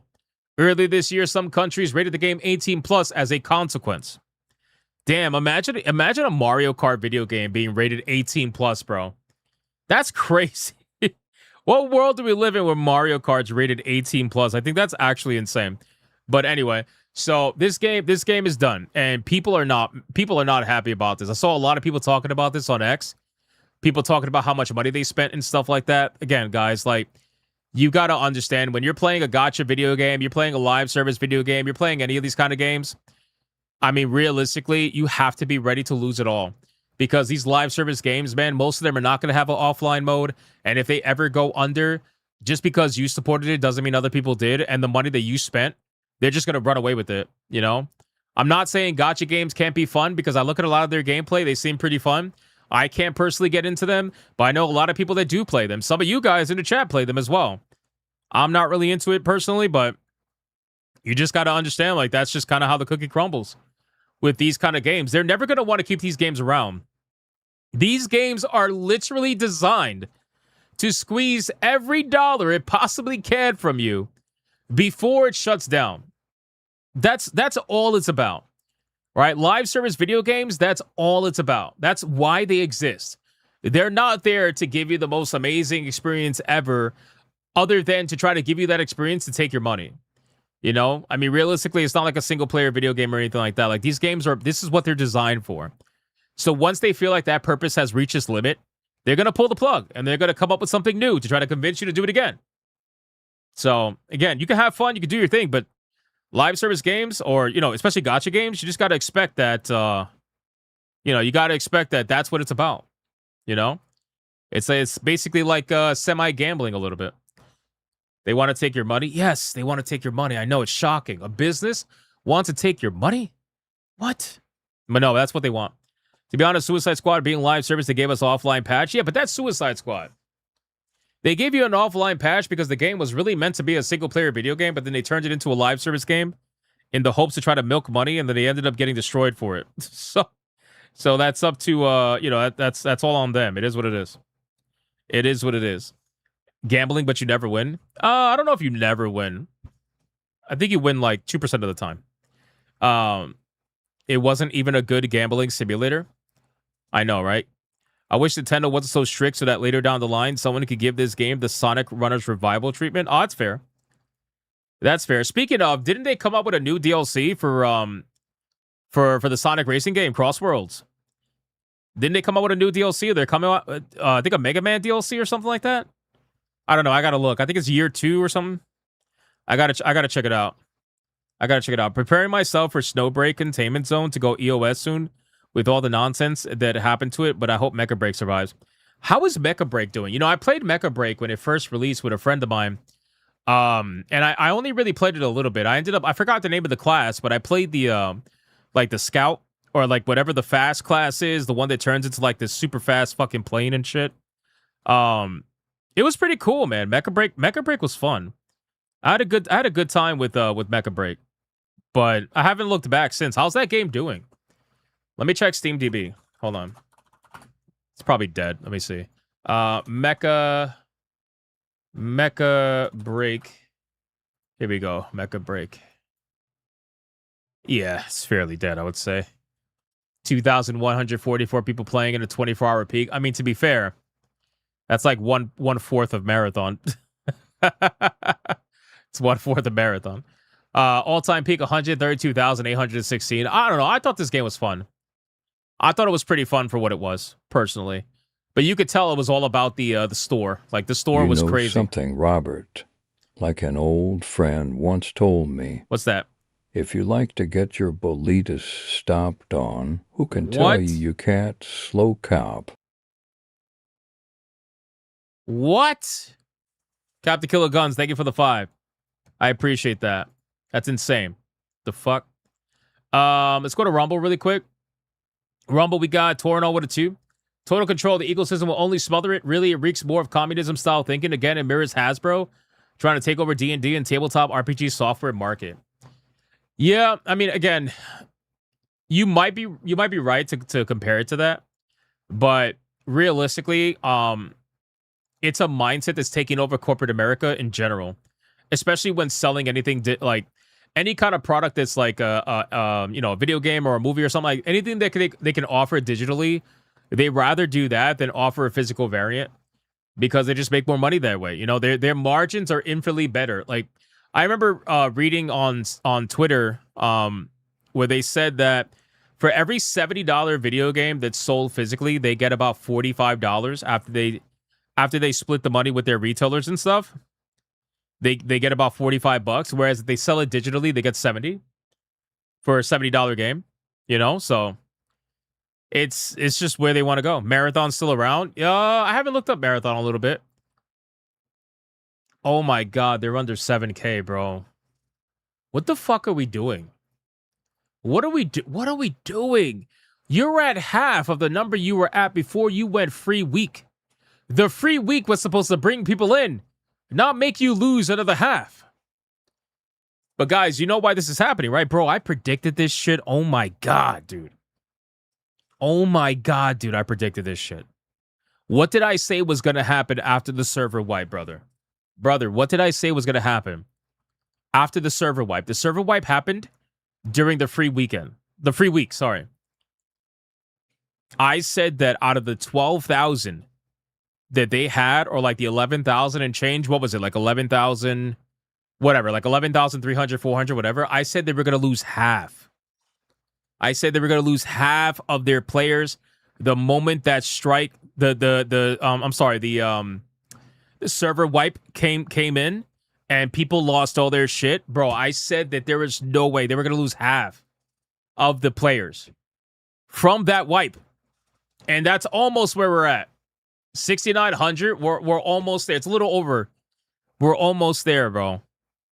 It's crazy, man. It's because most people don't know. Like, the people that stuck around are the super Bungie fanboys that genuinely had no idea. There's so many people. It's actually insane how many people are around that don't have any clue about what's going on in the gaming world. They have no fucking clue. Zero clue. You know? And then when it actually happens, they're like, whoa, what's going on? I lost all my stuff? I grinded for all my stuff? Where's my stuff? They probably logged in that day, bro. I'm sure they lost their shit. You know? So it is what it is, man. What are you gonna do? They're gonna wake up eventually, one way or another, whether willingly or forced, you know? That's what it's gonna be.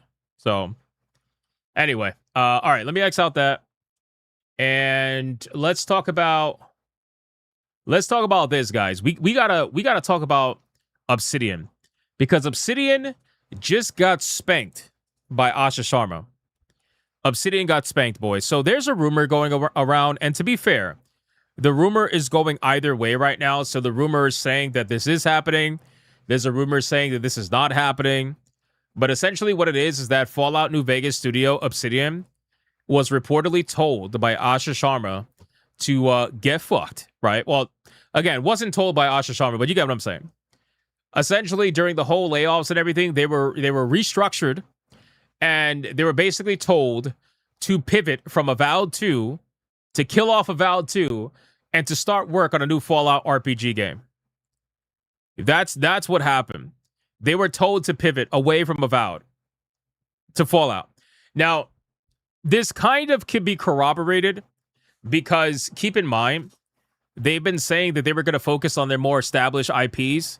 You know, Doom, Wolfenstein. I don't know how they're going to do Doom, considering they fired most of id Software. But anyway, Fallout, Elder Scrolls, like, they're going to focus on their more established franchises that have been pretty dormant for the most part. That's what they want to focus on. So that can corroborate to this story. But there's also another story that's saying that they're still working on Avowed 2 and that it's basically in the pitching phase and whatnot. Whatever the way may be, I don't really think we're going to see an Avowed 2. I think that would be insane if we see an Avowed 2. They said that they're going to keep going with Grounded because Grounded is actually successful. But in terms of Avowed 2, I just don't see how it's going to happen. I'm sorry. I don't see why Avowed 2 would be made, considering the game did terribly. But to be fair, Outer Worlds 2 was made, and Outer Worlds 1 didn't even sell that well. It sold the amount of copies that it did because of the fact that it was on super sales so many times for like $3, $4. So people bought it up in droves because it was so cheap.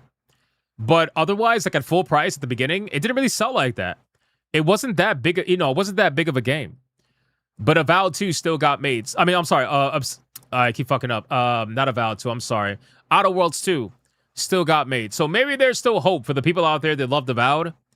I was not one of those people. I think you guys in the chat, Dante said, "Oh no, it's Alex." Is probably crying right now. Did he really like Avowed? Man, I gotta talk to. Oh no, it's Alex, man. I gotta talk to him. Did he really like Avowed? It was only a couple of things that I liked about Avowed. There was literally only a couple of things, and I mentioned what those things were when I was reviewing the game. Everything else was fucking trash, bro. It was trash. It really was. Look up his Steam hours. Does he really have that many hours in Avowed? No way, bro. Oh, man, Alex, no. Don't do this. That's crazy. Yeah, Avowed had god-awful writing, man. That story put me to sleep so many times. I was struggle busting on my gaming streams to try to stay awake. I was struggle busting, bro. Trying to get through those stories and listening to those fucking monologues from like the spirit in your dreams and shit. It was awful. It was so bad. The only thing that I really, really liked about Avowed, like what I really, really liked about Avowed a lot, was their exploration. I thought their world building and exploration was really well done. I like the fact that it had so many like little knickknacks to go discover like chests and things that are hidden in the world and stuff. I thought that was really fucking cool. Kind of similar to like what Crimson Desert does, but Crimson Desert does it way better. But Avowed had really good exploration in that game, and I really enjoyed I honestly spent so much of my time just running around the world looting shit because that's what I had fun with. That was honestly like the best part to me. The story was awful. The characters were cringe. All of them had terrible dialogue. There was like one or two moments of interesting dialogue, and then the rest, it was just terrible. the combat was so unbelievably simplistic. It really was. I don't understand why people say that game had amazing fucking combat. I don't understand that. Bro, my build that I didn't even look up, I literally did it myself. I built it myself. By the time I hit like, I don't know, 1/5 through the game, I had a build that was so broken, and it still exists to this day. I had a stun build with my 2 maces. I went stun build with dual wield mace. Bro, even bosses, I was able to get bosses to fill up their stun bar in like 3 or 4 hits. And then you could critically hit them, and then you just stun them again. And then you critically hit them again, you stun them again. It's like, and then the regular mobs, bro, the regular mobs, I was able to stun them in 1 hit. And then critically hit them, kill them. It was, bro, that game was so stupid, man. It really was. It really was. But aside from that, like, I really think that game was super mid. It was like 5 out of 10. Probably even a little bit less than that now that I think about it. But, 5 out of 10 is probably like where it's at. So, but hey, listen, if you look, it doesn't matter if I like the game. All right. If you like the game, it's fine. Even if I don't understand it. Kai was the only good companion. Wasn't Kai the guy who was voiced by the dude who did Garrus in Mass Effect? Wasn't that him? I recognized his voice the moment he started talking. I was like, that's Garrus, isn't it? I remember saying that on stream. I'm like, that's Garrus. Pretty sure that's Garrus. Garrus is the best character, by the way, in Mass Effect, but that's besides the point. So, yeah, I don't really see any reason why this game would be made or chosen. Like, why would you as a company say, okay, you have Fallout, and then you have Avowed, right? You have Fallout, and then you have Avowed. Fallout, let's see. New Vegas, the PC version. Don't forget that you're not even a good or evil person. You're in the gray area. No matter how much you become evil dead, it was terrible I hate choices. That. I hate that so much. The fact that you can't roleplay as a bad guy. I hate that so much, bro. Fallout New Vegas on PC. To this day, it's a 16-year-old video game, brother. 16-year-old video game. To this day, 4,700 people playing the game right now in 24 hours, okay? An estimated sales of 8 to 16 million copies sold, right? Avowed. 589. 19,000 concurrent. Estimated sales 200 to 400,000. It's probably 300,000 to be honest with you. This game is getting cooked by a 16-year-old video game made by the same studio but not the same people. So why would you as a company say, gee, if I had to make a sequel of one of these franchises, what would it be? Oh, I know. Let me go with Avowed. The game that does 1/4, 1/6, whatever it is, of the previous franchise that we're most known for. But you know what they're probably going to do with this, though, to be honest with you? What they're probably going to do when they say working on a new Fallout RPG, I'll be real with you, I think they're just going to remake New Vegas. I don't think they're going to make an actual new Fallout. I think they're literally just going to remake New Vegas, and that's it. That's all I think they're going to do. Could be wrong, could not be, who knows, but that's what I personally think is going to happen. So, we'll end up seeing what's happening, but I'll be honest with you, the people who made Avowed, that's not the people that I want to be working on a Fallout video game. Like, I don't know if anybody else feels that way. I know I feel that way. I don't want these guys working on a Fallout game. Shit, I barely want Bethesda working on a Fallout game. Those motherfuckers suck. They suck, bro. The only reason why their games go the length that they go is because modders take the games there. Modders take those games there. Modders are the reason why Bethesda video games are known to the level that they're known as and last as long as they do. If it wasn't for the modding scene, these games would not be lasting nowhere near as long. And Bethesda knows that, so they hope that the modders fix all their problems. Yeah, I don't really want them touching this shit. And yeah, I know the director's gone from Obsidian, and I understand there's a lot of problematic people that are gone from Obsidian too. But I'm sure there's probably still a lot more of them there. So I really can't say I'm going to be excited for the idea of them working on a new game. They would have to prove themselves pretty big time. They would have to prove themselves. So we'll end up seeing what's happening. But again, the rumor goes both ways right now. When I know something more solidified, I'll let you guys know. But as of right now, this is what they're saying. So we'll kind of see what happens from there. Tim Kane, OG Fallout creators at Obsidian. I do remember that he was hired back at Obsidian, wasn't he? He said he was working on his final game or something like that. Isn't that what he said? That he was working on his final game or some shit? Pretty sure. Yeah, I wouldn't be surprised. But he's also a little bit crazy. Have you seen his videos? Tim Kane's videos? He's a little bit out there, you know? He's a little bit out there. I don't know if I would just be so like willy-nilly with him because he's the original, you know, OG Fallout creator. He could probably be used as like a guide. He probably would guide them. But yeah, I don't know. We'll see. We'll see what happens. All right, boys, listen, we're not at tier 1. We're not at tier 2. We're getting absolutely destroyed. We're going to get into the waifu battle right now. Boys, join me tonight. I'm going to be doing a gaming stream. We're going to be playing more Tunic.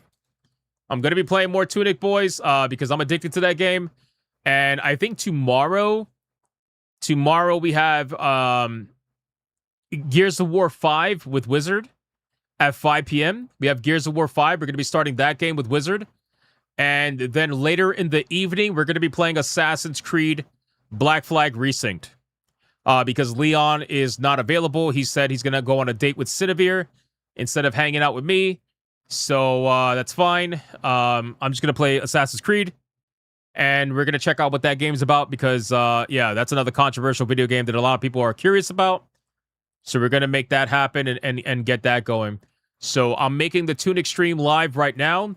If you guys want to go head over there while we're doing the waifu battle, some of you that don't like the waifu battle, you can go here. There you go. Putting it on Rumble as well. Thank you guys again for supporting those. Tunic is fun, man. That librarian boss battle is fucking sick, bro. Deadeye's locked with $1. LOL Cassie's future husband's gonna ask for Hypno's blessing to marry her. That would be funny. That would be funny.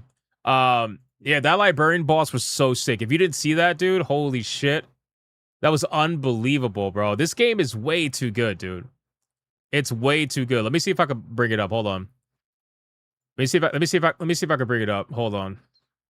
Give me 1 second. Where is it at? Where's the librarian boss? Look at this shit, bro. This shit was sick, man. This guy is so sick. Look, you climb up this tower. Look at this. Talk about scale and scope. Look at this. I was scared. I was like, oh shit. This is like Cloud versus Sephiroth all over again. It was so fucking sick, bro. Oh, fuck. Oh, fuck. No! Oh, fuck! This game is so good, dude. I'm telling you. If you haven't played Tunic, you should play it. It's actually... Like, I wish I played it sooner. I regret that I did not play it sooner. But hey, at least I get to experience it with you guys, so that's good. That looks better than most AAA games. Holy shit. Bro, I'm telling you, Tunic is actually unbelievably well done. Unbelievably well done.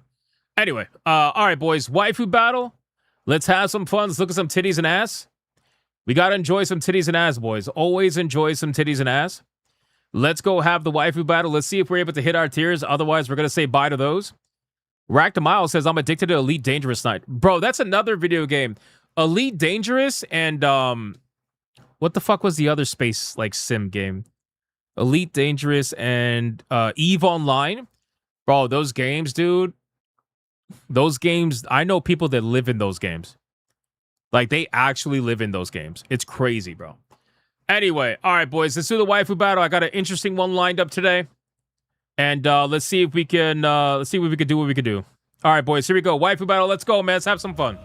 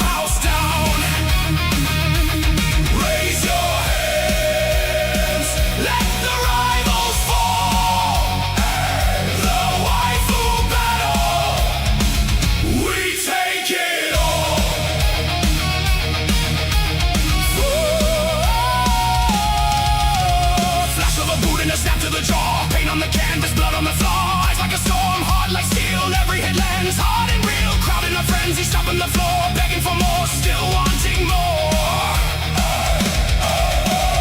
Hair in the sweat, grit in the grin, only one queen is walking out in. Hear that roar, feel the shake, no one leaves without a name. The Waifu Battle, bring the thunder now. The Waifu Battle, knock the whole house down. Raise your hands, let the rivals fall. The Waifu Battle, we take it all.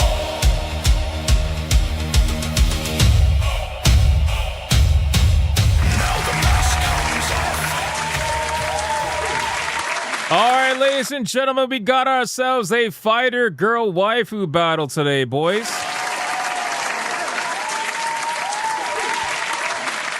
Honestly, I love just listening to that song. Like, I could literally listen to that song nonstop. It's such a fucking banger anthem. Anyway, boys, today we got an interesting one. All right, we got an interesting one. We brought back some fighter waifus. I know, GDR. GDR is sad. There's no Freerin. I know, man. You never know when she might show up again, and when she does, you're not going to be here. Watch. I already know. I already know that's how it's going to go. But, boys, listen up, man. We got Jury versus Cammy, ladies and gentlemen. These are two badass girls. Two badass girls, ladies and gentlemen. So let's make it happen. At the beginning of your super chats, you have to put the name first. You have to put the name first in order for the super chat to count. You don't got to do a hashtag or any of that. You just got to put the name first, and then everything else can follow afterwards. So place your votes. We're going to run the song twice, and then we're going to do the final countdown and figure out who's going to win this particular waifu battle. So let's go. Here we go. Make it happen, boys. Make it happen. Deadeye's Lock already did not waste any fucking time, bro. With a 2 for Cammy over on Rumble. Damn. If you're a foot person, you should be voting for Jury. I'm just saying. Kato, where you at, man? Where's Kato? Kato should be voting for the Jury, man. I'm just saying. I'm just saying.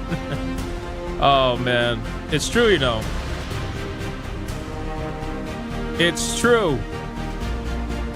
Kato emojis in the chat. You can't say no to titties and ass, boys. Come on. Hypno Gooners voting for Cammy. Respect.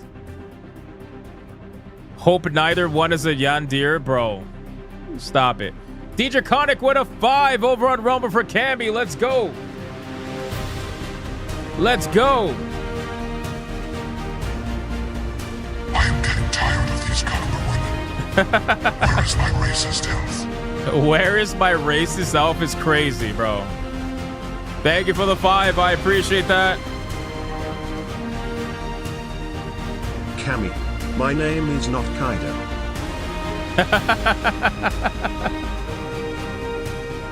BioT-Wolf with the 5. Thank you, sir. I appreciate it, man. Shout out to BioT-Wolf and GDR. Thank you for the 5. Mr. Hardcore Mode with the raid. Mr. Hardcore Mode with the raid during the Gooner time. Look at that.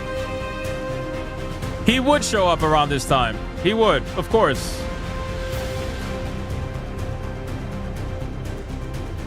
Shout out to Mr. Hardcore Mode, man. Thank you for the raid. Appreciate that.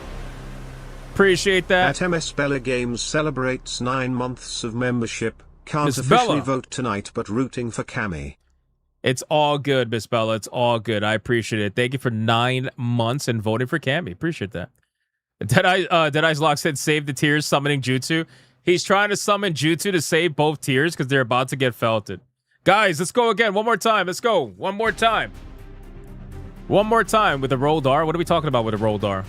One more time, man. Right now, Cammy is in the lead.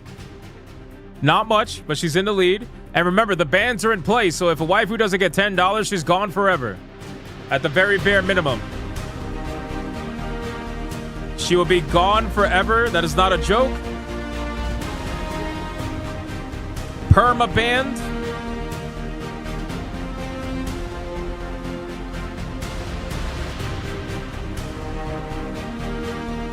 T-Jap just announced it in chat right now. Jury has no votes, be in danger of banning. That is true.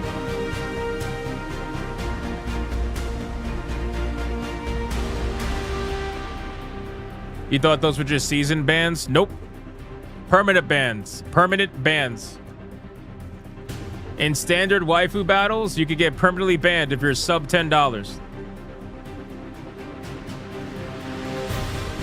That's what it is.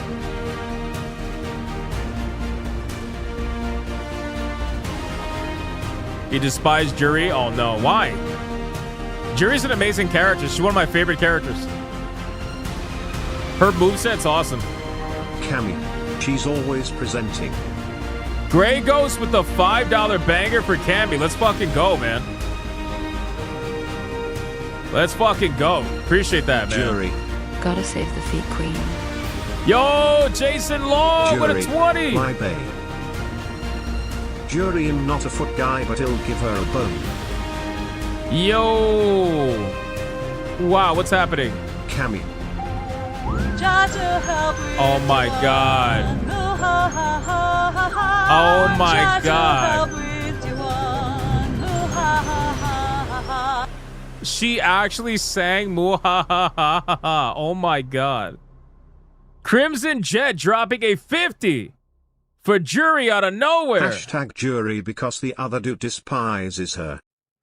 Okay, that's funny. That's actually funny. Crimson Jet, $50 for Jury. What a fucking badass, bro.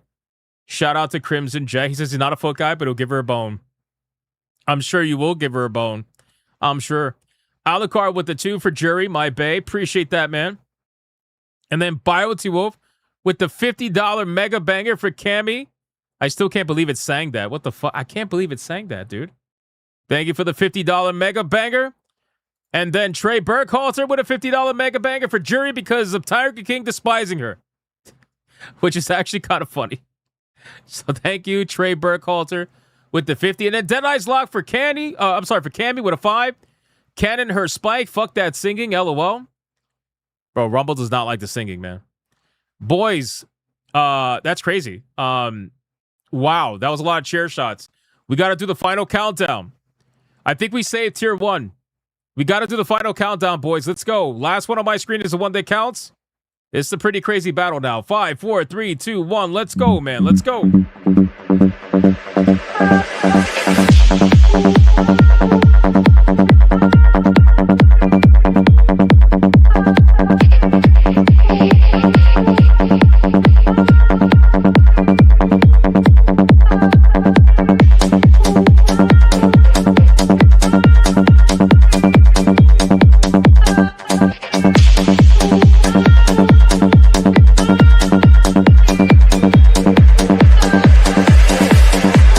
Waiting for lag, waiting for lag, waiting for lag, waiting for lag, waiting. Deadeye's Lock with a 10. Cammy split. And that is it, ladies and gentlemen. The last super chat that's going to count is Deadeye's Lock for a 10 saying Cammy split. I appreciate that. Shout out to Deadeye's Lock. Thank you for that. And over on YouTube, Trey Burkhalter's $50 mega banger is the last one that's going to count over there as well. Thank you again, Trey. Bioti Wolf with the $50 mega banger. Thank you, my man. Still can't believe it sang that fucking song. Alucard with the 2. Crimson motherfucking Jet with the $50 mega banger. Thank you guys, man. We managed to save tier 1 for the 697th stream in a row. Tier 2 is $90 away, but that's okay. Thank you guys. I appreciate it very, very much. Let T-Jab count it up. And let's get it going, man. Holy shit, boys. I'm going to get the other stream ready. The gaming stream, I'm gonna link it right now. For tier 2. What? Holy shit! Oh, shit. Bro, Flush just... Wow, bro. Wow, bro. Wow, bro. That's insane. Where did that even come from?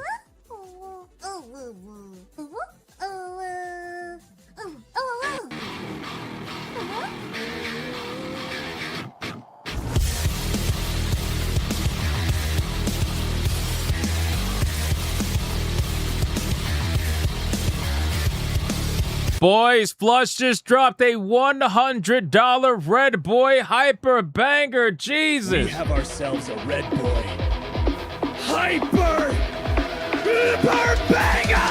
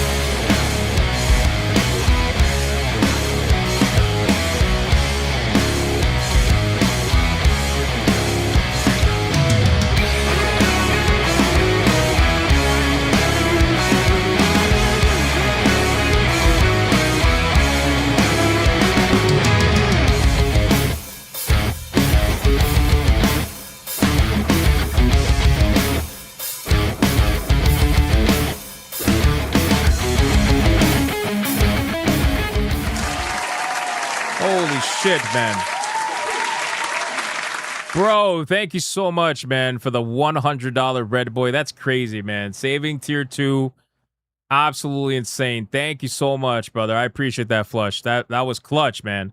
Flush was clutch. It rhymes. Not really. Waifu Battle. We got... Oh, no shit. Jury at $131? Really? Really? That's actually shocking. Really? Wow. Okay. Versus Cammy with $77. Wow, dude. I don't think that's ever happened before. Usually it's the other way around. Which means the winner... At BioTwolf 1956 celebrates 27 months of membership, instead of Assassin's Failed Play Dead as Disco. Get a feeling of it so we can get you in the game. Dude, BioTwolf, well, I'm going to play that game. I'm going to play that game. Don't worry, I got you. I have to play Assassin's Creed, though. A lot of people are looking for it. They want to see what's been changed, but we're going to make it happen. We're going to make it happen. Boys, Cammy actually fucking lost. I'm so shocked by this right now. We got a winner, and the winner is none other than Jury herself, ladies and gentlemen. I am shocked by that. Actually fucking shocked. Kata would be happy as hell right now, boys. Kata would be happy as hell right now. All you feet people won. It was Tiger King's fault. It was Tiger King's fault, boys. Blame Tiger King. He's in the chat right now. Blame him. Blame him.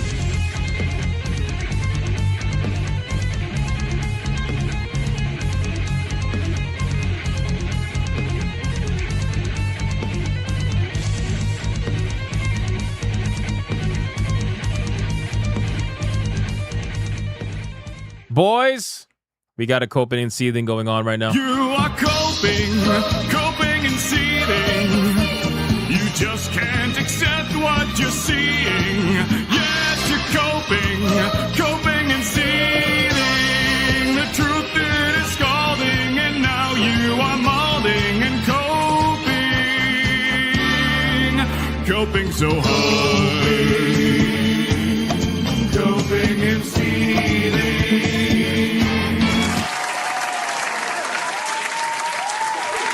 And that's it, boys, for the waifu battle. Absolutely, I really didn't think that was gonna happen. I thought for sure Camby had it locked in, like she usually does.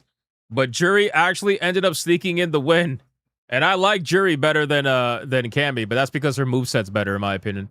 Cammy's fucking annoying. Anyway, boys, fantastic stream. Fantastic stream, guys. I want to just call out Ali Kusanagi really quick, man. The legend gifted a game. Ali Kusanagi, no Fuda, no nothing. I appreciate that. He gifted Star Wars Episode 1 Jedi Power Battles, bro. That is awesome, dude. Thank you so much, Ali Kusanagi, for doing that.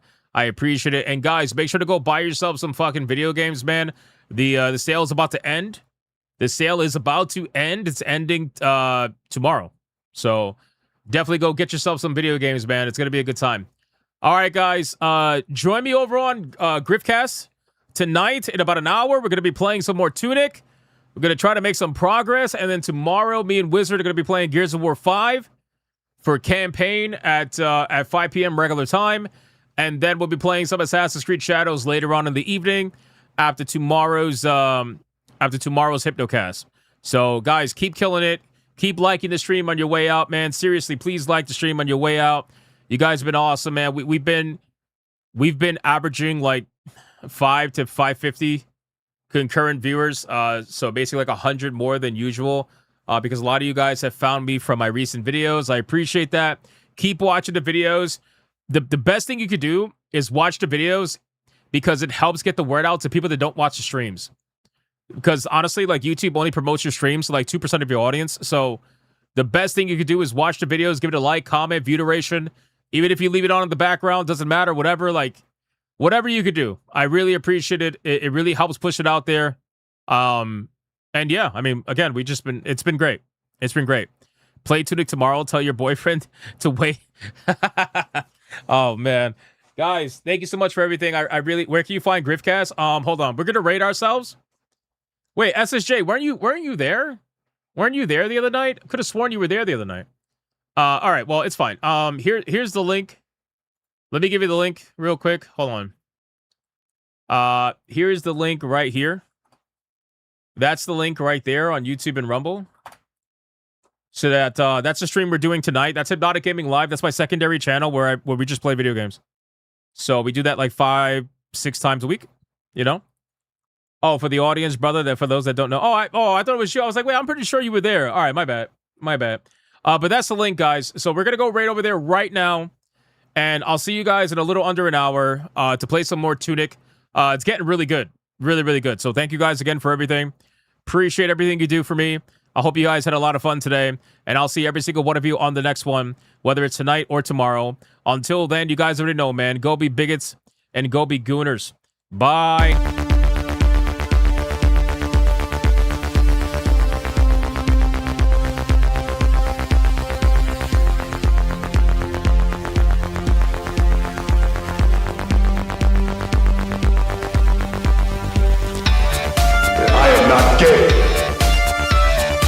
I have relationships with women and sex with men. And I got news for you. That means you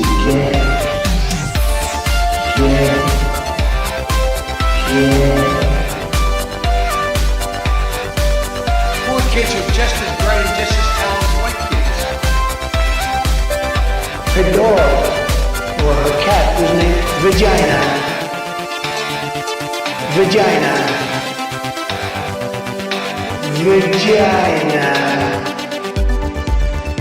Put a ticket in, make her gay. Fuck Indiana Jones, put a ticket in, make her lady gay. Fuck Indiana, put a ticket in, make her gay. It means put a chicken in a queenie and make her fucking gay. Fucking pronouns!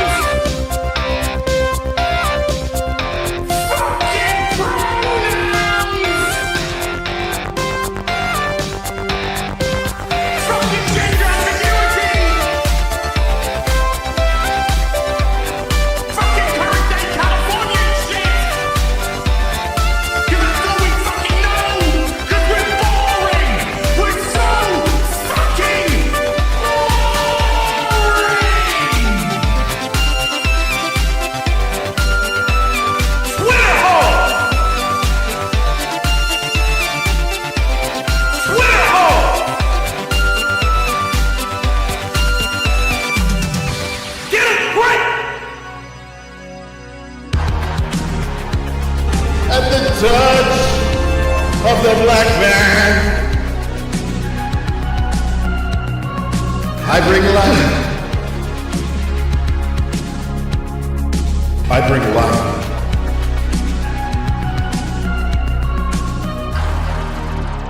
I bring life.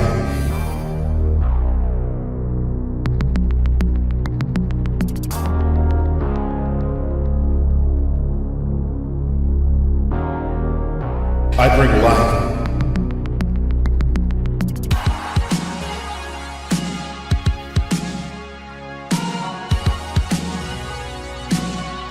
I bring life.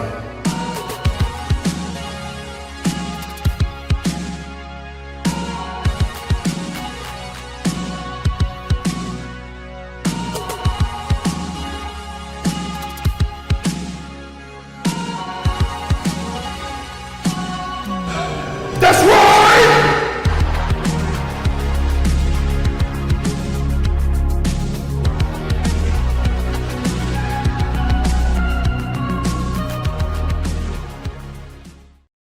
Why the hell are you still here? Go on. Get out of here. Go play some video games.